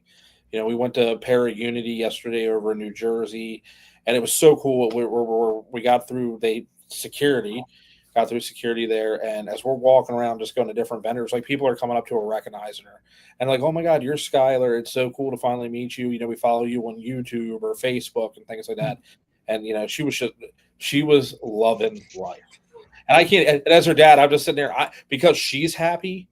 It's making me exceedingly happy. That is the best feeling in the world and everything to see that excitement on your child's face. I can see Chris back there behind her be like, hey, I'm Chris. Hey. Dude, she's got little business cards now, so she hands out little business cards. So, and she's like, they're like, oh, is that your dad? And she's like, no, that's my cameraman. I was like, really? I'm the cameraman and the chauffeur. How you getting home? Exactly. It's like, good luck with that. That's cool. So I always ask everybody these generic questions, like equipment wise, what's your go-to piece of equipment? We use the SB11 spear box. We like that. Skylar has a whole line. We use Vortex Ghost Gear, who Bob, Christopher, and Gina Bankston. They're the ones that put on Penhurst Paracon every year, but they also own Vortex Ghost Gear. They make all their gear. They live here in Pennsylvania. They give a lifetime warranty with the equipment too. Okay. So if your equipment ever goes south, something happens, they will either fix it or replace that equipment for you. No questions, no cost to you. So definitely, if you ever look for, we actually just had, I should have brought it down. So we're going to start beta testing a piece of equipment that he just started making. It's called the Nexus, and it's a yes or no device, but it also does sound, motion, and temperature regulation to be able to determine the yes or no. So I'll have some videos of that shortly. They gave it to us yesterday when we were in Jersey to start testing out for them. So Nice. I'm really excited for that. Met them at Gettysburg this summer, and phenomenal people. Oh, were you at the bash? Yeah, we were at the bash, Oh and yeah, their prices are amazing. Like, if you want a custom music box, any music you want on it, they'll put it on there. Any skin you want on it, they'll put on it. It's like $110. I mean, yeah. it was amazing. The easy Got to be scan too good to be true. is like $200, but it's absolutely amazing because you don't have to sit there and you're fumbling with all the little buttons and reverse and all like that. You turn them on, you've 1, 2, 3, or 4 for your speed, and we've gotten good results with that. And like I said, what I really love is that if something goes wrong, you pick up the phone. Bob will either help you troubleshoot the issue over the phone, or he'll say, "Send it back to me. I'm sending you a new one." And Okay. it's for the lifetime of that. As long as you own that product or that piece of equipment, they'll stand behind it. Oh, that's cool. The trigger we've got the trigger animals. We have one of the cats. That's really cool. And when we go into the Gettysburg orphanage with the kids, they like to pet the cat versus having the REM pod just out. It's built into a cat or a dog. They actually made a special one for Skylar. It's in a little fox. They gave it to her at the bash, so she's got pictures posted on her Facebook page of that. So a lot of people don't realize. So Gina, who is Bob's now fiance from Vortex, that's how Skylar got her name, Parakeet.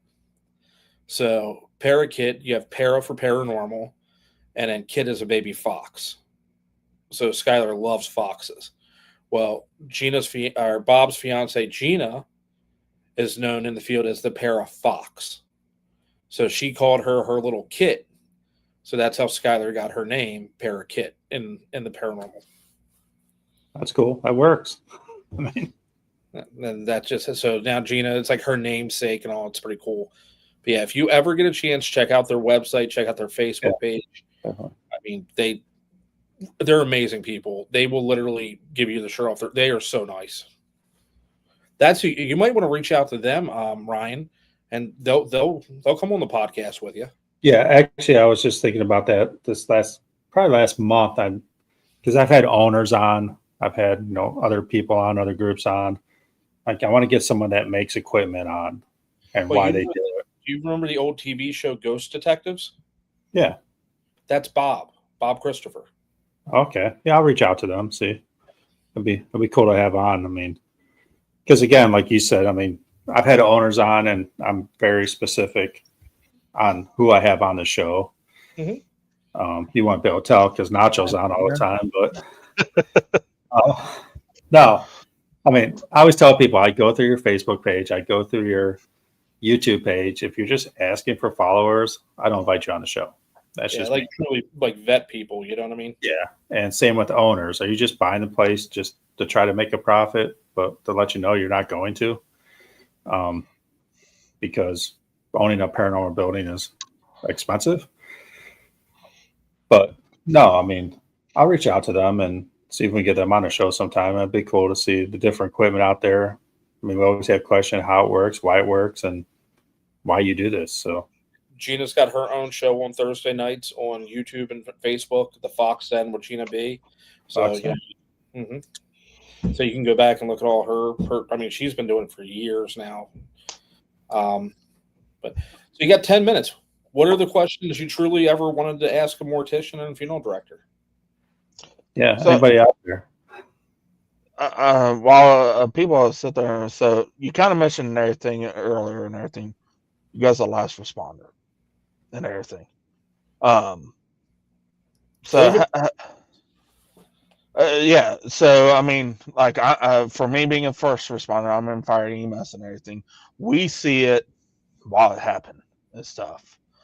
How I'm sure there's probably a little more difference and everything from when we first see it and everything, and see how the family is and stuff, compared to when you're seeing it and everything. Kind of like explaining that, because I also know that there's sometimes that you have to know when to kind of take a step back and decompress and everything.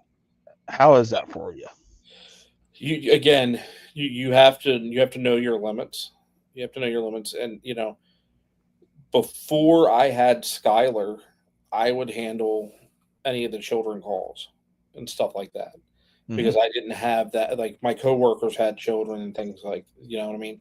But now it's a different it's a different feeling. It's a different atmosphere. 100%. I understand where you're coming from there.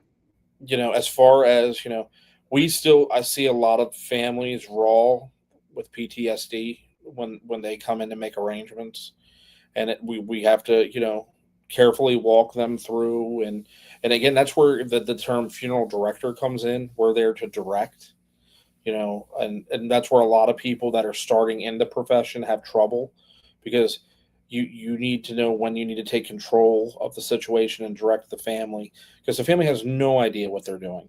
Oh, you, no. you may only in your lifetime, if you're lucky, have to plan one funeral. I do it every single day. So let me do. I tell people, I said, just step back and let me do my job.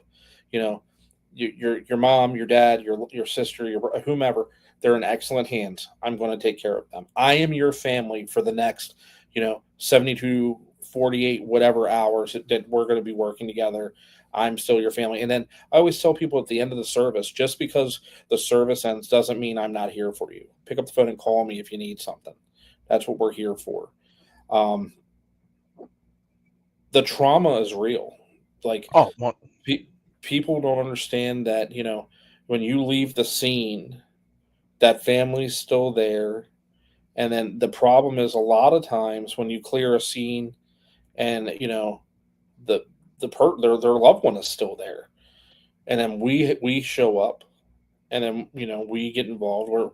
We're taking the person out of the residence, bringing them into our care. And sometimes that's the most difficult part for the family. You're physically letting that's when reality starts to set in, that this person is never coming back. I am taking that person from you. Yeah. And it can get very emotional in those settings. And you have to know, you can't sit there, and yes, you feel for that family, and like I said before, we give a piece to everyone we work with, but we can't get emotionally.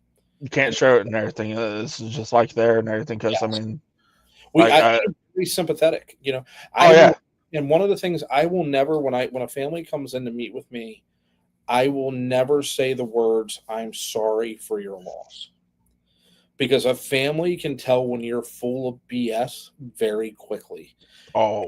especially in that moment. I'll never forget a older lady. She was a widow, and I said, Mrs. Smith, I'm sorry for your loss. She said, "No, you're not. You're here to do a job. You're protecting. You're collecting a paycheck." And I'm like, that resonated with me. I'm like, Yeah. I understand how she could interpret that. I legitimately was sorry. So now I always explain to people, I'm sorry we're meeting under these circumstances. Yeah. Yep. And it's all about words matter. And even in the paranormal and investigations, like we talk about intentions and things like, words matter.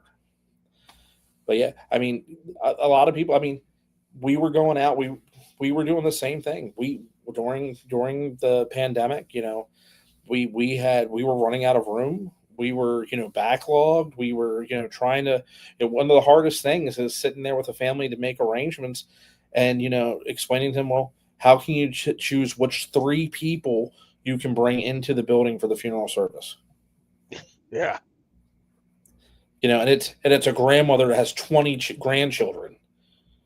I mean, it was rough times, and a lot of people didn't give the funeral directors or the morticians the thought of the day. It was, granted, the first responders, the doctors, and all like that, but once the person passed, We had to. I I mean, worked. you guys see the whole different trauma aspect and Mhm. everything.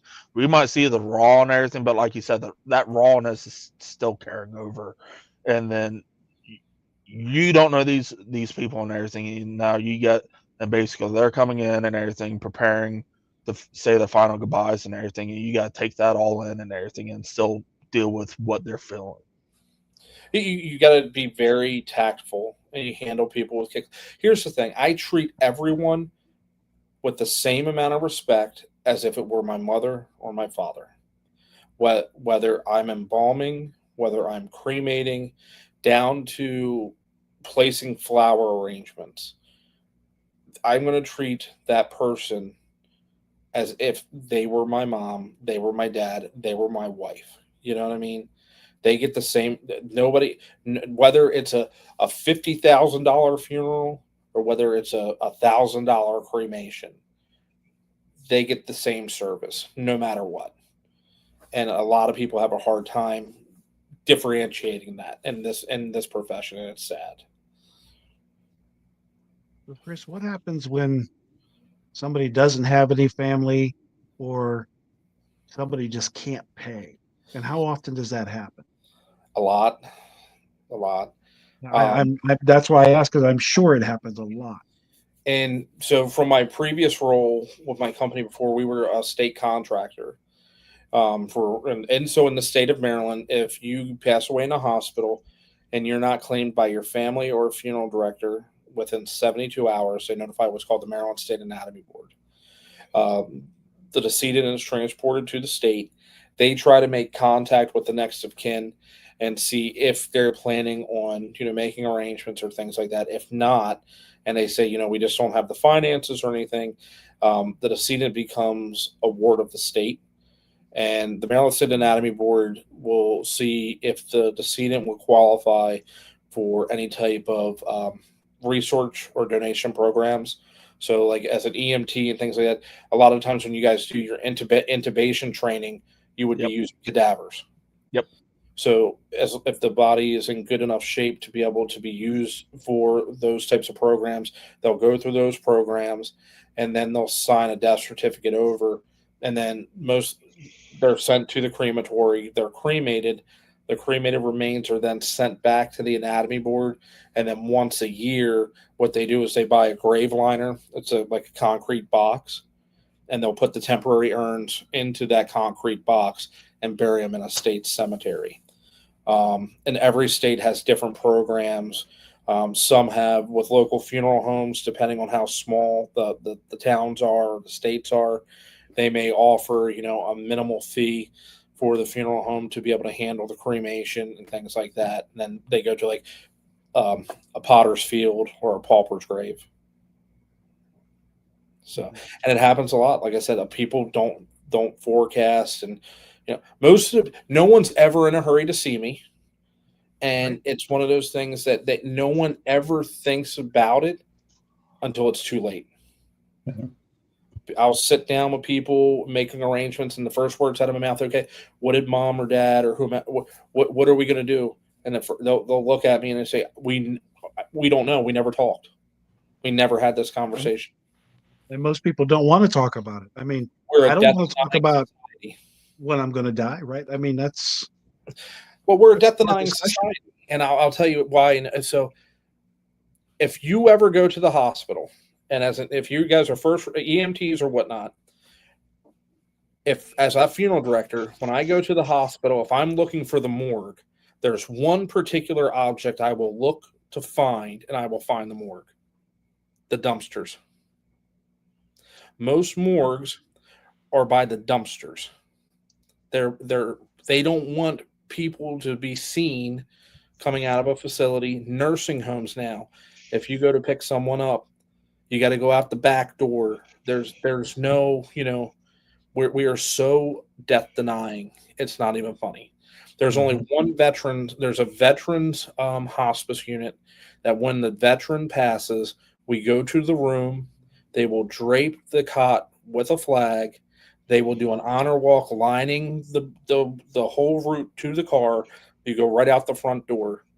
And I mean, it is the most amazing sight to see, because everywhere else they'll hurry up and push people in their rooms and shut the doors and this, that, and the third. Right, I've been a part of that when I worked in the private EMS sector and everything. There's in the next county over and everything, the Veterans Home of Georgetown, Ohio, and stuff. It's there's two locations that's ran by the state and everything, and one in northern Ohio, and then we got the one in the south. Been there a couple times for that and everything, and that's what they do is when it is. Every veteran that's there in that care facility, they're lining the halls, Mm-hmm. and it's just a sombering moment and everything. Because they call the private EMS and everything because it's either we got to take them to the local hospital morgue or to a funeral home or these states, wherever The medical state city, examiner. yeah, and everything. So they're been there a couple times and everything. It's a true sombering moment to just be a part of that. Mm-hmm. Right, so we're 2 hours in here now. So Nacho's not going to watch none of this. no, first hour, that's it. I'll break it up in 2 episodes so he'll watch both. So no, Chris, again, thanks. If anybody out there has never followed Chris on Facebook, follow him. Was it Daily Coffee Conversations? Yep, you have morning coffee conversations with your friendly neighborhood mortician. Yeah, I mean, they're unbelievable. Mm-hmm. You did talk about that one time on yours, and it hit home with me about how people don't want to talk about it. Mm-hmm. You know, make the plans, find out what your loved ones want. So everything he says in those just you don't question yourself, but they all make sense to me. So, I mean, I love them. I look forward to them every day. Sometimes they're a little later in the day. They're not mornings, but you're a busy guy, so we understand that. Keep being you. I always say that to everybody, but again, a mortician they're special people. And Yes. I don't know if I can say it's not a jealousy thing, but the way you just outlook in life is just unbelievable. I know my one good friend's a mortician, and growing up with him in high school, he was called Wild Thing, and then his family was in the business. He went on his own on the side because it was a business and not what he wanted. And unbelievable person to talk to. Just to have not even talking about mortician stuff, funeral stuff, just having a conversation with him is just unbelievable, the outlook they have in life. So I appreciate you coming on. I'm sure Nacho, he was a little quiet tonight. He's a little under the weather, but appreciates it. Travis, always. I listened more tonight than I ever listened, so Yeah. it's good. It was one of those podcasts you just want to sit back and listen. So Yes. which I like. If I don't have to talk, it's better. Yeah, guys, definitely, I appreciate you having me out. Follow me on Facebook with my new role. One of the things is the owners want to really pull back the curtain of funeral service. So there'll be a lot more video content from the funeral home showing. Like tomorrow, I plan on, I got caskets coming in for some services. So I'm actually going to show, make a video of, how a casket's received, how we check them in, we look over and stuff like that. And then, once I build a little bit of rapport with the community, it's, I will never show you an embalming, but I plan on bringing you guys into the embalming room, talking about the instruments, explaining, what the instruments are used for, and, even going into, like what the different types of embalming chemicals we use. So that's stuff that I'll, just again, follow along. And if you have questions, drop them there and I'll be sure to, either make a video or answer the questions. All right, I appreciate it. And hopefully we can get together next year sometime, do a funeral home down by Travis. And that'd be a blast. Yeah, Yes. that'll be fun. So any of these, like I say every time, I'm just going to end and thank everybody for listening in and all your questions. Again, if you have other questions for Chris, probably hit him up on Facebook and he'll get back to you. Appreciate it. Good night, guys. Hey, guys. Good night. All right, thanks.